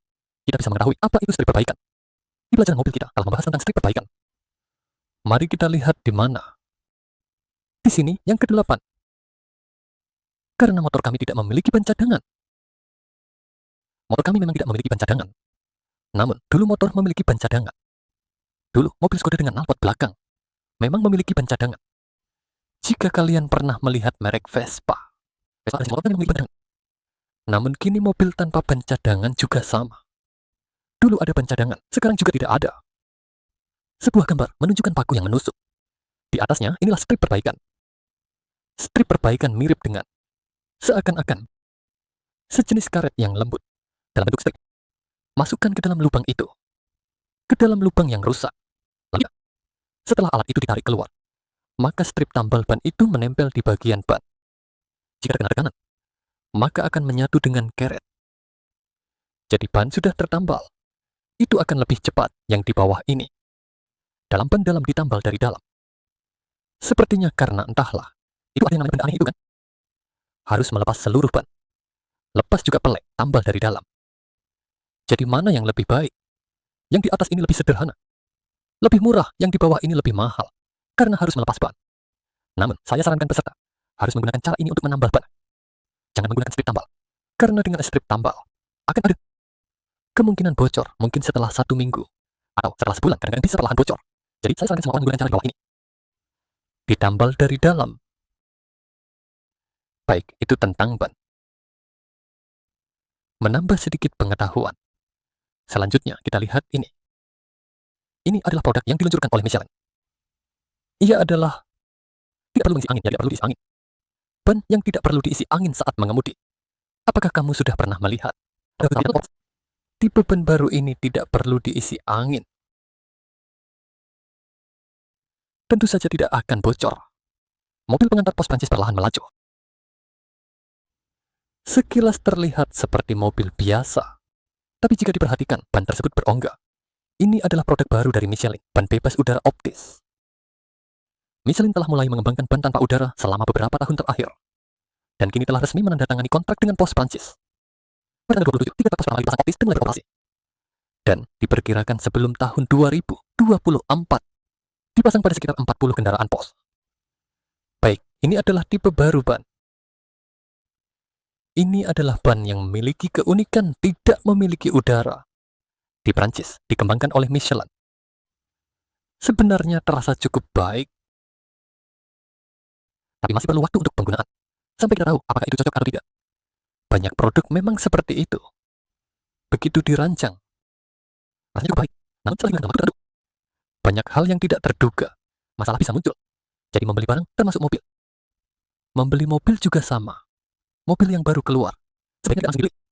Biarkan pasar beberapa waktu. Nanti akan terdapat beberapa masalah. Beberapa umpan balik baru tahu apakah sepeda motor atau mobil itu tahan lama atau tidak. Desainnya memang bagus, baik. Selanjutnya, ini adalah bagian sepeda. Sama saja, dengan sesuatu yang menyerupai busa. Jadi pada saat ini kamu tidak perlu mengisi udara. Sungguh bagus, sangat bagus. Namun tetap saja, masih perlu waktu untuk membuktikan. Di tahun 70-an, di Taiwan ada pameran penemuan. Saat mendengar pameran penemuan, semua orang merasa cukup baik sepertinya. Benar, di masa lalu, zaman itu memang sangat menarik. Namun produk dari pameran penemuan, orang yang mendapatkan uang tidak banyak. Hanya beberapa pengusaha penemuan yang biasa. Ada sebuah band yang saya lihat di berita di televisi. Jadi, saya pergi ke Taipei untuk melihat pameran tersebut lagi. Ban mereka adalah ban sepeda motor. Banyak paku dicoba di atasnya. Setelah ditarik keluar, ban itu bahkan tidak bocor. Sangat aneh kan? Makanya sangat aneh. Pelatih juga merasa bingung, kenapa bisa hebat sekali. Setelah ngobrol sedikit, karena dia adalah pemilik bengkel sepeda motor. Karena di zaman dulu, banyak orang menaiki sepeda motor. Ban bocor atau jatuh, biasanya akan berdarah-darah. Tapi jika tidak percaya, di belakang ada truk atau kendaraan besar yang lewat. Dia akan berakhir buruk, jadi dia memiliki niat itu. Di belakang ada truk atau kendaraan besar mendekat. Dia sudah GG, jadi dia mulai ada niat. Inilah desainnya. Ban keluar. Prinsipnya adalah mengoleskan lapisan silikon di bagian dalam ban. Mengoleskan silikon yang tebal. Lalu kamu menusuknya dengan paku, kemudian tarik keluar. Silikon tersebut akan menutup lubang yang tertusuk. Menyumbat dan menutupnya. Jadi tidak akan kempis lagi, prinsipnya cukup bagus. Tapi sebenarnya, dari segi rasa, penggunaannya juga sangat baik. Masalahnya, kenapa saat ini kalian belum pernah melihatnya? Kita harus tahu satu poin penting. Karet dan silikon adalah dua entitas yang berbeda. Mereka tidak bisa sepenuhnya menyatu.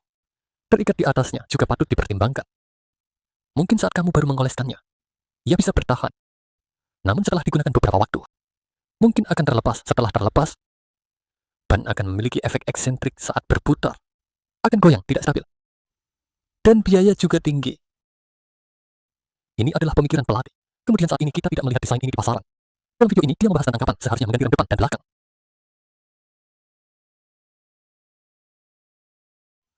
Mari kita lihat ini. Biasanya, berapa lama usia sebuah ban?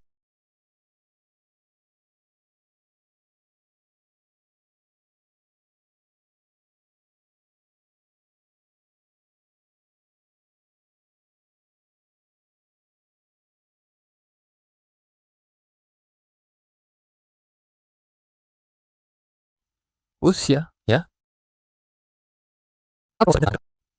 Jika dalam kondisi normal, 78.000 untuk ban depan dan belakang.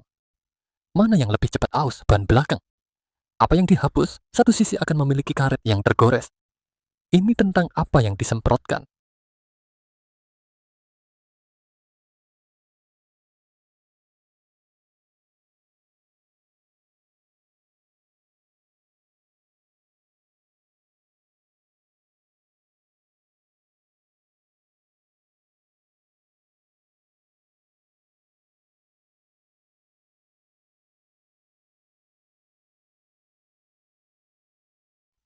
Melihat apakah ada sisi ban yang bocor.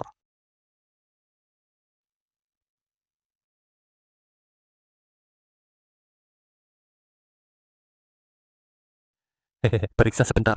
Sekarang kita harus mengganti itu, dan belakang sudah waktunya diganti. Bagaimana cara memeriksanya?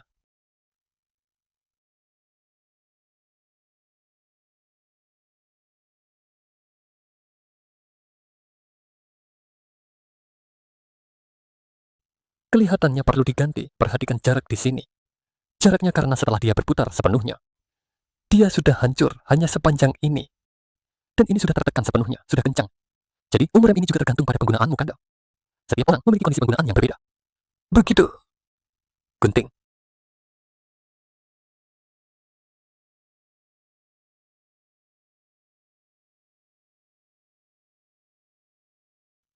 Kenapa harus berbalik? Lihatlah karatnya.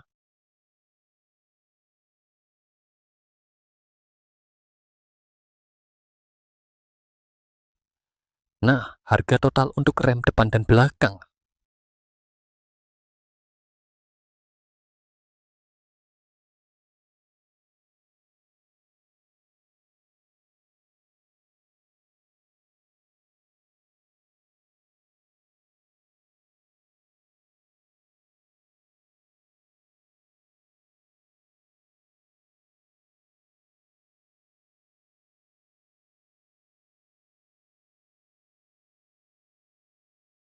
Total 2.000, baik. Terima kasih. Ketika membahas biaya, ada kemungkinan perbedaan.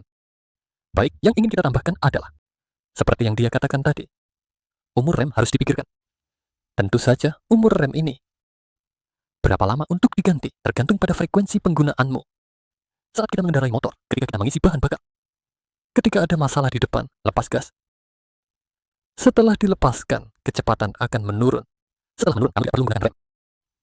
Jika kamu berkendara terlalu cepat dan terlalu dekat dengan mobil di depan, saat dia mengerem, dia berhenti.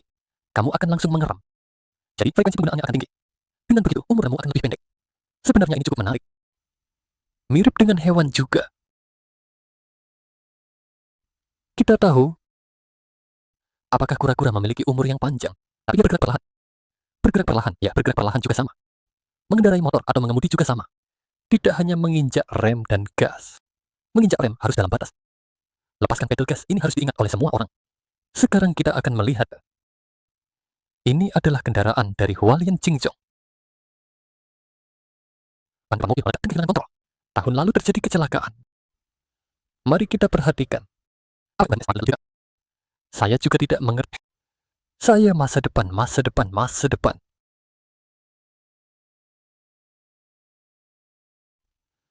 Dengan sembarangan.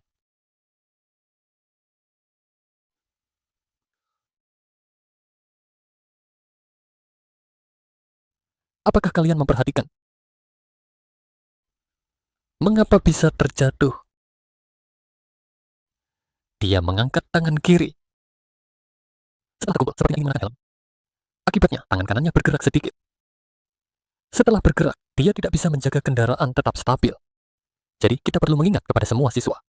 Mengendarai sepeda motor, jangan sampai mengandalkan satu tangan. Jika hari ini kedua tangan, naik motor, jangan sekali-sekali ugal-ugalan. Jika dia hari ini dengan kedua tangan, masih tidak ada halnya awalnya melepaskan kedua tangan, namun tetap menjaga kendaraan kita. Tapi bagaimana jika satu tangan dilepaskan? Ditambah dengan ban yang meledak. Dia tidak bisa menjaga kendaraan tetap stabil. Maka terjatuhnya kendaraan. Selanjutnya, mari kita lihat struktur interior sepeda motor. Struktur interior. Kita bisa memahami ini secara umum karena keterbatasan waktu. Baik, ini adalah gambar yang diambil pelatih di atas sepeda motor. Satu sepeda motor, yaitu membongkar seluruh bagian sepeda motor. Bagian luar dilapisi dengan plastik. Kotak U biasanya ditempatkan di sini. Ini adalah bagian mesin. Ini bagian lainnya. Dari sisi lain, diambil gambar dari sisi berbeda. Sistem suspensi ini menghubungkan kendaraan dengan roda untuk mengurangi kebisingan saat berkendara. Dan juga pantulan serta getaran. Dengan cara ini lebih aman. Lebih nyaman sedikit. Jika tidak ada ini, akan sangat aneh saat berkendara. Baik, ini adalah bagian mesin. Bagian mesin ini sudah dibedah. Dia juga menyebutkan tentang pembakaran bensin. Energi yang dihasilkan dikonversi menjadi energi kinetik. Filter udara. Mengapa udara perlu disaring? Karena udara bercampur dengan bensin. Setelah kedua zat tersebut dicampur, harus disemprotkan ke dalam ruang bakar untuk dibakar. Jadi, udara perlu disaring, jika tidak, udara akan mengandung kotoran. Jika kotoran tersebut masuk ke dalam silinder, dia akan mengeluarkan semprotan. Itu akan menjadi masalah, jadi harus disaring. Disaring, jadi jika kendaraan kita sering masuk dan keluar dari lokasi konstruksi, akan ada debu. Jadi, semua ini harus dibersihkan. Ini juga sama, lihat tidak ada serat hijau. Mobil dan sepeda motor juga sama. Seperti masker.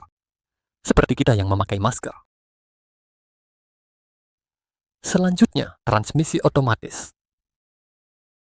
Mobil dengan transmisi otomatis. Apa ini tuas rem? Sesuai dengan tuas rem, ada di depan pegangan kemudi. Kemiringan kiri kanan.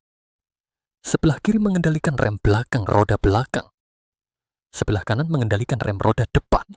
Pengoperasian rem dilakukan melalui pengoperasian tuas rem untuk memperlambat putaran roda agar kendaraan melambat dan berhenti. Sistem otomatis. Melambat dulu pelan-pelan, lalu perlahan-lahan tekan rem. Selanjutnya, mari kita lihat gigi. Mengganti gigi saat berkendara. Perlu mengganti gigi. Gigi kendaraan berbeda dengan yang lain. Tuas rem dan rem. Di bawah ini adalah rem. Di sebelah kanan pegangan kemudi kita. Sebelah kanan mengendalikan rem roda depan. Rem depan, lalu sebelah kiri. Sebelah kiri mengendalikan kopling, ya. Tunggu, kita akan membahasnya. Baik rem sepeda motor dan sistem rem. Jadi, jika menggunakan sepeda motor, tangan kanan mengendalikan roda depan. Kaki kanan mengendalikan roda belakang. Kaki kanan untuk rem roda belakang. Jadi, modus operasinya berbeda. Lalu tuas kopling, dan di mana pedal gigi? Di sebelah kiri kita. Di sebelah kiri, tuas ini. Tuas ini adalah kopling. Ketika Anda mengganti gigi, Anda harus menariknya. Menariknya sampai kencang agar tenaga terputus. Saat terputus, Anda baru bisa mengganti gigi. Ini nanti kita akan bicarakan. Baik, bagian mengganti gigi menggunakan tuas. Menggunakan tuas untuk menekan ke bawah. Atau mengangkat ke atas, itu adalah bagian mengganti gigi. Ini adalah perangkat pendingin. Ada kipas saat berputar, akan menggerakkan kipas untuk mendinginkan. Mesin dalam proses kerja, karena bensin terus-menerus terbakar, akan terus menghasilkan peningkatan suhu. Jika terlalu cepat, maka akan kehilangan fungsinya. Jadi, perlu perangkat pendingin. Perangkat pendingin ini mirip dengan kipas, dapat menarik udara dingin masuk. Jadi saat berkendara, harus sangat memperhatikan, seperti mengenakan gaun panjang atau tipe sayap ringan. Harus mencegahnya terjerat. Ini sangat perlu diperhatikan. Oke, ini bagian depan. Di sini adalah silinder. Ini adalah sistem penyemprotan bahan bakar. Dan ada juga sabuk. Untuk sabuk itu adalah untuk menggerakkan roda belakang. Seluruh komponen, yaitu mekanisme transmisi. Yaitu mekanisme pemindah gigi. Tunggu sebentar, kita akan melihat animasi. Oke, soal cara penggerakan. Ada cara penggerak dengan sabuk. Seperti saat ini yang kita lihat adalah sabuk. Jadi sepeda kita menggunakan cara penggerak apa? Sepeda kita menggunakan rantai. Kemudian sistem penyemprotan bahan bakar. Bahan bakar adalah minyak yang mengalir ke dalam mesin untuk dibakar. Dengan cara apa ini masuk? Dulu menggunakan karburator. Sekarang menggunakan cara penyemprotan. Perbedaan terbesar dalam sistem penyemprotan bahan bakar adalah akibat kebutuhan yang nyata. Memberikan jumlah bahan bakar yang tepat, dan juga kontrol sudut pengapian. Memastikan mesin mendapatkan performa terbaik dibandingkan dengan karburator. Lebih ramah lingkungan dan mengurangi polusi. Selain itu, mengurangi konsumsi bahan bakar. Jadi saat ini sudah tidak ada lagi karburator. Karburator sudah tidak ada lagi. Knalpot harus mengeluarkan gas. Mengeluarkan gas buang. Lalu mengapa ada gas buang? Karena mesin membakar bensin akan menghasilkan gas buang untuk dikeluarkan. Seperti kita menghirup, bernapas. Setelah menghirup, apakah kita harus mengeluarkannya? Ya, menghirup dan mengeluarkan. Sebenarnya prinsipnya sama. Selanjutnya, mari kita bicarakan bagian mobil listrik. Mobil listrik menghilangkan mesin pembakaran dalam. Mesin pembakaran dalam juga memiliki sistem bahan bakar. Sistem penghisapan, sistem pembuangan, dan sistem pengapian. Perangkat tersebut, jika dibandingkan dengan biaya mobil berbahan bakar, ada perbedaan yang cukup besar. Sedangkan baterai dan total komponen listrik menyumbang lebih dari 40% dari biaya mobil listrik. Selanjutnya adalah motor listrik. Sekitar 10% hingga 20%. Sebenarnya, yang dibicarakan dalam perangkat rumah tangga adalah desain produk, serta perbaikan. Umumnya banyak hal yang sama. Setelah digunakan beberapa waktu, akan ada perbaikan, karena juga ada kekurangan yang muncul. Jadi melahirkan produk mobil listrik, karena ini lebih ramah lingkungan. Dan proses pembuatannya lebih sederhana. Namun saat ini, masih ada ruang untuk perbaikan, karena produk selalu seperti ini. Dari sudut pandang sejarahnya, setiap produk akan terus berubah. Desain produk itu selalu demikian. Penampilan sepeda motor listrik terlihat sama sekali dengan kendaraan berbahan bakar. Ini semua adalah perlengkapan yang diperlukan. Sedangkan untuk memasukkan ke dalam kotak adalah untuk memasang baterai. Struktur internal sepeda motor, karena merek yang berbeda, tipe yang berbeda, juga ada perbedaan di masa depan. Di sini menunjukkan baterai cadangan, pengontrol utama, motor, sistem pendingin. Ini adalah foto dari seluruh mobil listrik yang dibongkar. Ini adalah kualitas standar. Operasi dasar kendaraan. Sistem tenaga, mari kita lihat sistem tenaga. Pertama kita bahas sepeda. Sebenarnya kita letakkan sepeda motor dan sepeda berdampingan. Bandingkan. Apakah hanya untuk membuat dua roda berputar? Untuk membuat kedua roda berputar, hanya dengan kita mengayuh, menginjak pedal sepeda, maka akan menggerakkan sepeda motor. Untuk membuat kedua roda berputar, melalui apa? Melalui bensin. Dengan cara apa membuat bensin menjadi tenaga? Kita lihat animasi ini. Jadi sekarang internet sangat mudah. Kita lihat gambar ini. Apakah kalian melihat animasi ini? Di sini dia menulis 123. Jika satu, maka masuk untuk membentuk. Masuk ke pembentukan. Jadi gas yang masuk adalah gas minyak. Bensin dan udara bercampur. Masuk ke dalam silinder. Kita lihat satu. Dia tidak bisa berhenti. Sedot sedikit. Ditekan. Setelah ditekan, jadi nyala, langkah kedua akan tertekan. Dan harus mencapai titik tertinggi. Setelah titik tertinggi, maka yang ketiga harus menyala. Busi akan menyalakan. Dan penyalaan busi akan menghasilkan apa? Akan meledak. Ketika meledak, mendorong ke bawah. Baik, ledakan mendorong ke bawah. Mendorong ke bawah, yaitu terbentuknya tenaga. Baik, setelah mendorong ke bawah, udara hasil pembakaran harus dikeluarkan, kan? Jadi dia, baik, kita terus lihat ya, sisa ledakan dibuang. Satu adalah gas masuk, satu lagi adalah katup buang. Spark berada di sini, jadi ban bergerak. Apa gerakan ini sama dengan mengayuh sepeda? Benar-benar sama. Hanya saja kita membakar bensin untuk menghasilkan gerakan ini. Dalam sistem mesin ini, tadi kita bicarakan bahwa bahan bakar terbakar di dalam mesin, menghasilkan tenaga. Jadi menjadi mesin pembakaran dalam. Jika ada mesin pembakaran dalam, pasti ada mesin pembakaran luar. Lalu apa itu mesin pembakaran luar? Mesin pembakaran luar adalah lokomotif uap. Lokomotif uap membakar batu bara. Mendidihkan air setelah mendidih.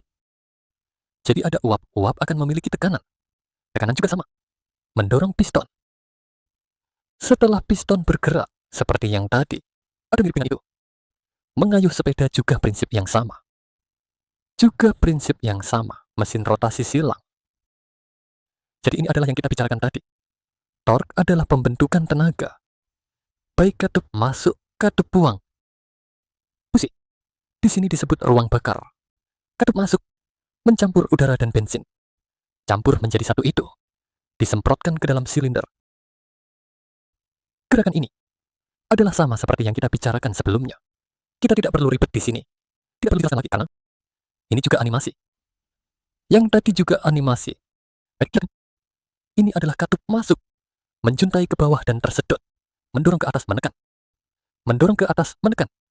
Menekan hingga titik tertinggi, tenaga ledakan. Mendorong ke bawah. Agar tidak terlalu sulit, kita tahu bahwa butuh tenaga manusia. Lalu ada apa? Energi kimia adalah pembakaran bensin, mesin lainnya. Mesin menghasilkan tenaga yang berputar. Sangat sederhana. Jadi menghasilkan mobil listrik. Masih sama berputar. Hanya saja ia menggunakan listrik untuk menggerakkan mesin.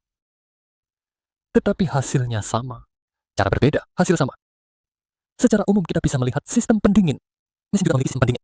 Salah satunya adalah pendingin air. Satu lagi adalah pendingin udara. Satu lagi adalah pendingin oli.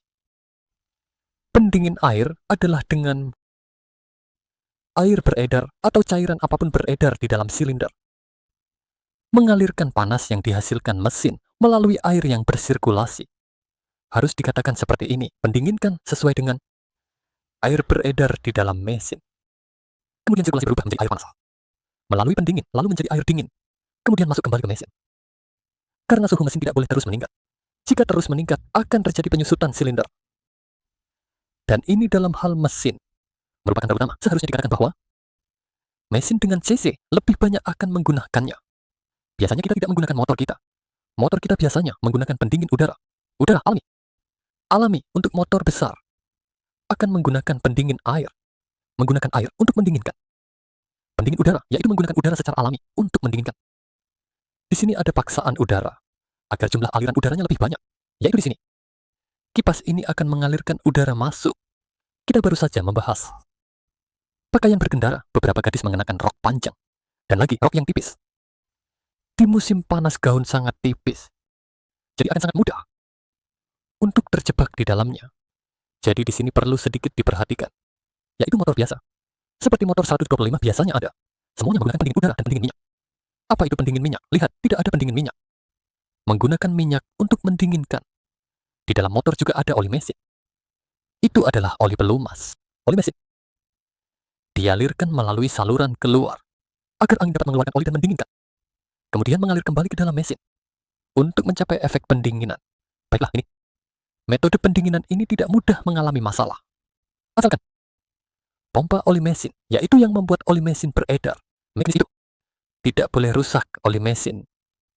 Dikeluarkan setelah mengalir, melalui saluran kembali lagi. Jadi tidak akan ada masalah. Baik, itu 3 metode pendinginan. Selanjutnya, metode transmisi. Metode transmisi juga telah kita bahas. Penggerak menggunakan sabuk. Fungsi utama metode penggerak adalah untuk mentransmisikan tenaga mesin sesuai kondisi jalan dan juga faktor beban ke roda belakang kita. Menggerakkan roda belakang untuk maju atau melambat. Sementara yang menggunakan rantai adalah motor gigi. Umumnya motor gigi adalah rantai. Prinsipnya sama dengan sepeda. Menggunakan rantai untuk menggerakkan roda belakang kita. Idle dan akselerasi, apa itu idle? Namun, setelah mesin dihidupkan, tidak menambah gas, disebut idle. Kecepatan meningkat. Setelah meningkat, apa yang akan terjadi? Mari kita lihat kedua gambar ini. Gambar di atas adalah operasi idle. Lihat, tidak. Piringan di depannya. Jaraknya lebih kecil sehingga bisa diketahui. Di sini adalah akselerasi. Akselerasi karena di dalam struktur ini akan ada gaya sentrifugal. Gaya sentrifugal kemudian mendorong keluar. Jadi diameternya menjadi lebih besar. Diameter yang lebih besar menarik belakang. Jadi menjadi lebih cepat. Oke, mari kita lihat nyalakan motor. Pertama kita ada di posisi diam. Belum menarik roda belakang dengan baik. Selanjutnya kita akan menambah gas.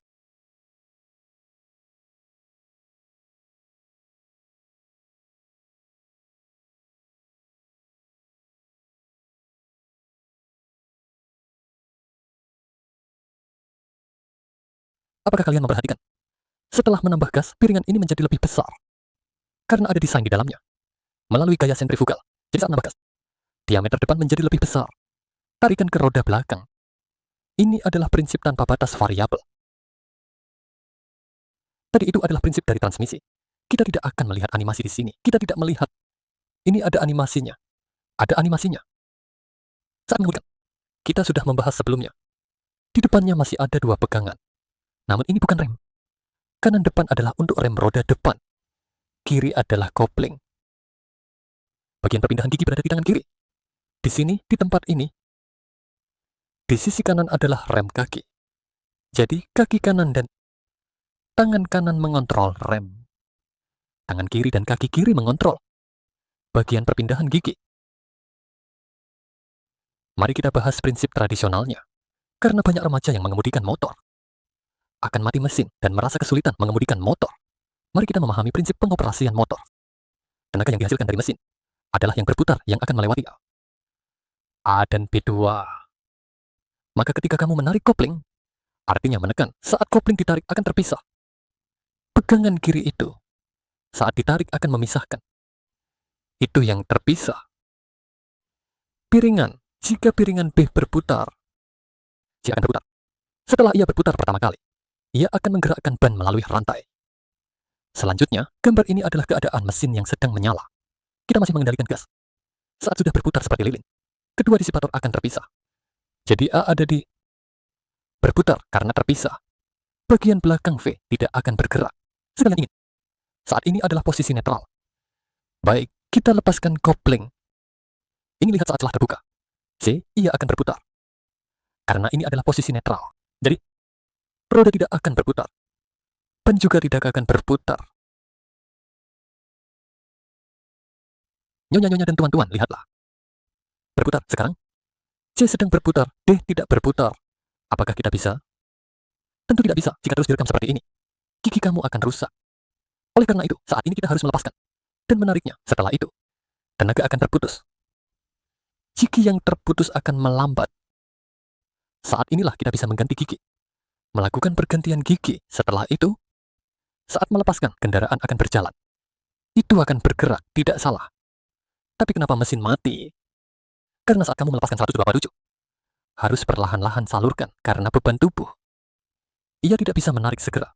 Seketika tidak bisa menarik, ia perlu menarik perlahan. Jadi, kamu perlu melepaskan perlahan. Mesin mati bisa disebabkan oleh dua hal. Pertama, kopling dilepaskan terlalu cepat. Mengganti gigi yang salah, dua hal ini dapat menyebabkan mesin mati.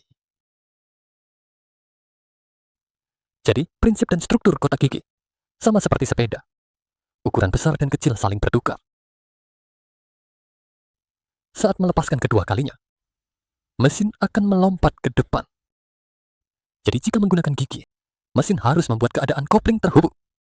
Tarik itu untuk memutus tenaga, baru kamu bisa menyalakan kendaraan. Sebelum menonton video ini, mari kita pahami. Ini adalah tangan kiri kita untuk mengontrol kopling. Jika ditarik, itu memutus. Jika dilepaskan, itu menyambung. Sebentar, dalam video akan ada suara gas yang memberitahu kita, siswa. Saat mulai, bersamaan dengan melepaskan kopling, kamu harus sedikit menambah gas. Dengan cara ini, penggerak tidak akan mati, mesin juga lebih cepat. Mari kita dengarkan suara ini. Baik, ini adalah gigi kendaraan, posisi netral di sini. Gigi 1, tekan ke depan untuk gigi 1. Gigi 2, tarik ke atas. Yang lewat netral, berarti kamu harus lebih kuat untuk 2. Jika tenaga kamu terlalu kecil, ia akan kembali ke posisi gigi awal, lalu geser ke atas. Seakan berada di netral, seolah tidak ada. Jadi mereka masih tidak masalah. Lepas. Masuk gigi 3, geser ke atas. Masih sama gigi 4. Gigi 5, saat gigi 2. Tetap sama. Seperti itu. Kamu juga harus melepaskan, yaitu peganganmu. Tarik sedikit.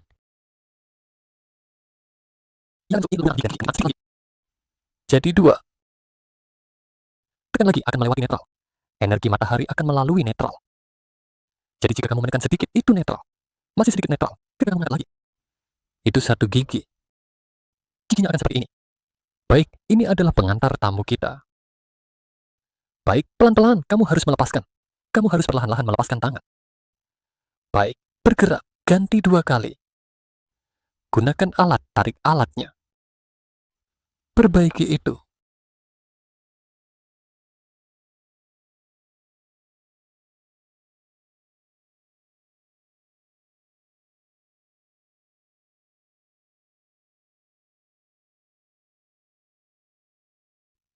Ini adalah operasi tingkat.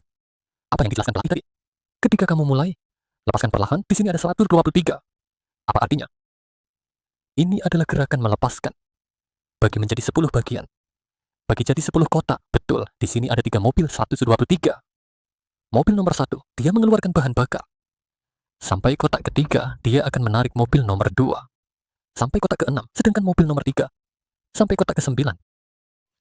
Titik kontak kopling setiap mobil akan berbeda. Jadi, kamu harus melepaskan perlahan. Di mana titiknya, maka jadi lebih kecil kemungkinan mati mesin. Setiap mobil akan sedikit berbeda. Tidak sepenuhnya sama. Bagian sistem rem. Ini adalah rem drum. Nah, rem kampas, mari kita lihat. Ini disebut kampas rem. Kampas bergerak, kampas rem. Sistem rem cakram pada sepeda motor.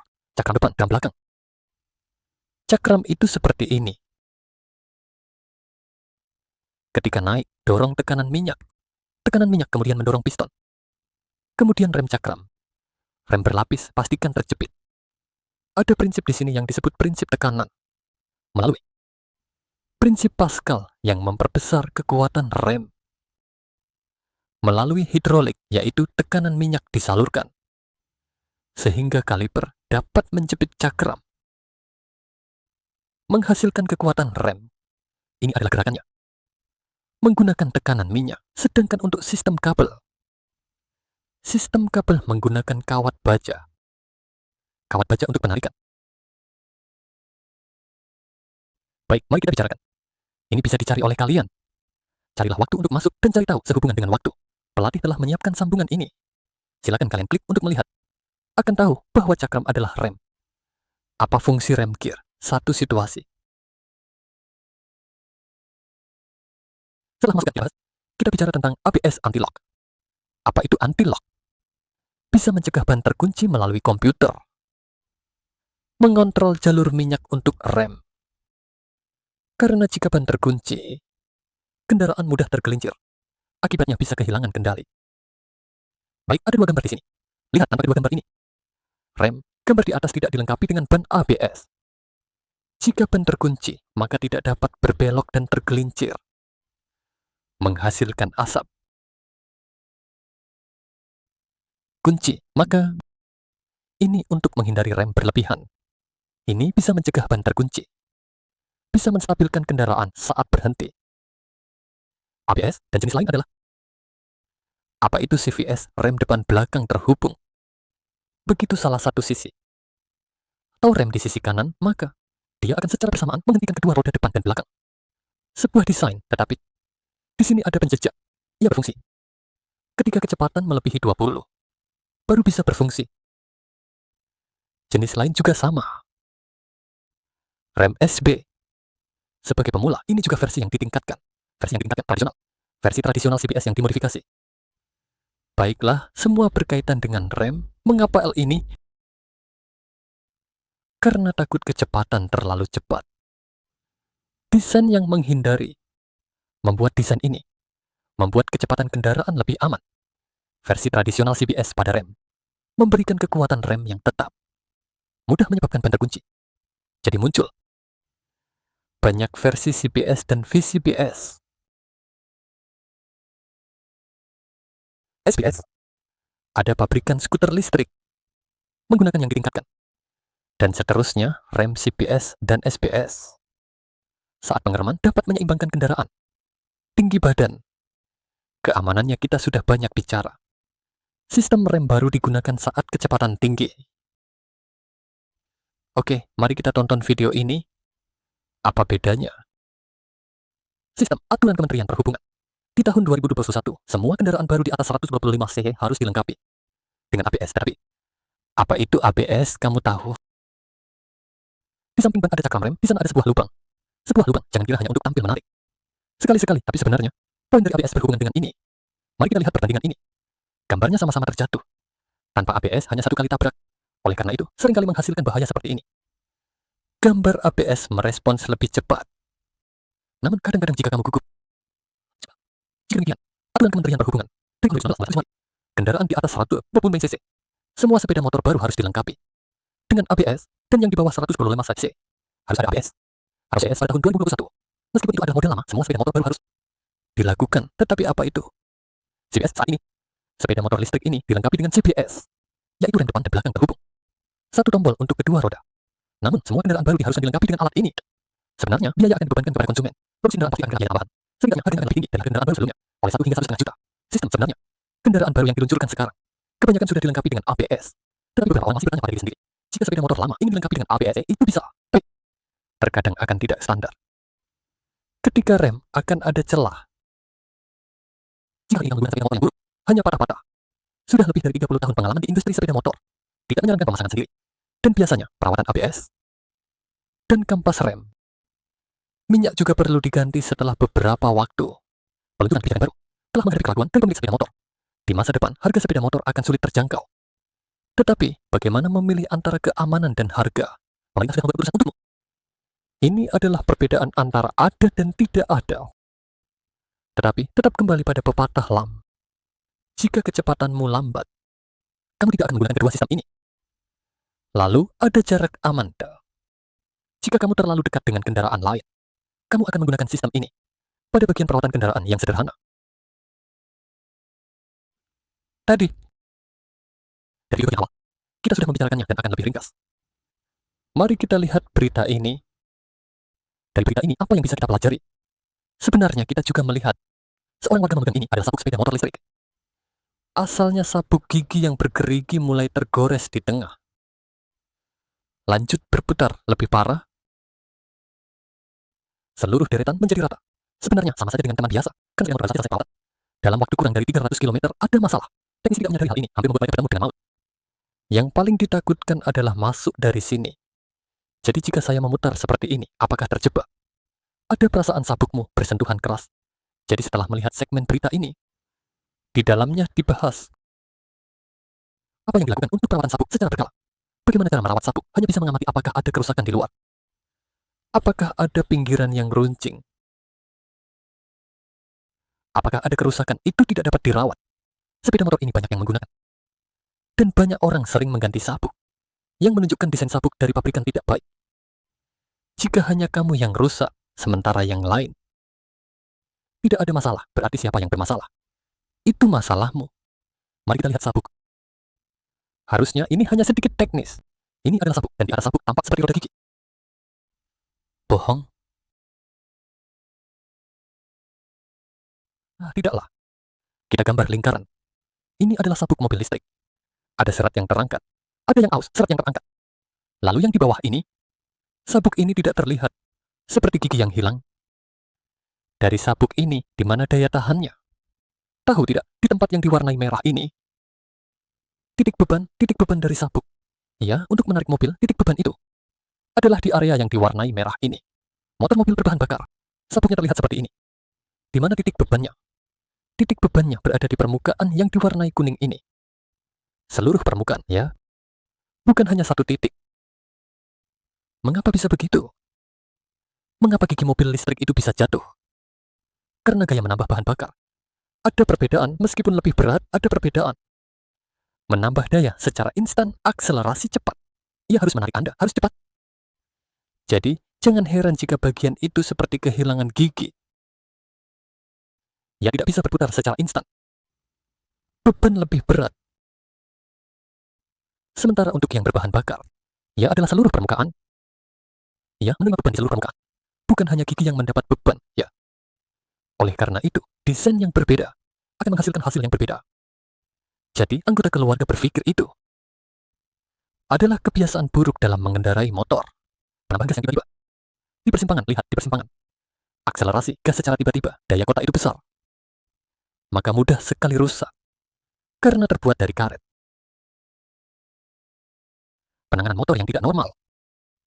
Yaitu jika ada kondisi abnormal saat berkendara. Harus masuk dan keluar dari toko motor. Untuk diperiksa atau diperbaiki, mencegah masalah membesar. Menyebabkan biaya perbaikan.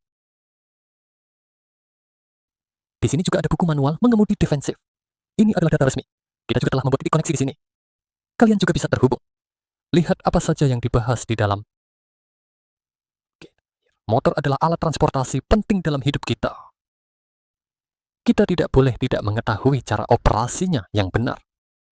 Terlebih lagi, penggunaan alat ini dapat membahayakan keamanan nyawa orang lain dan diri sendiri. Oleh karena itu, kita harus menghargainya. Oke, hari ini kita telah selesai dengan pelajaran kita.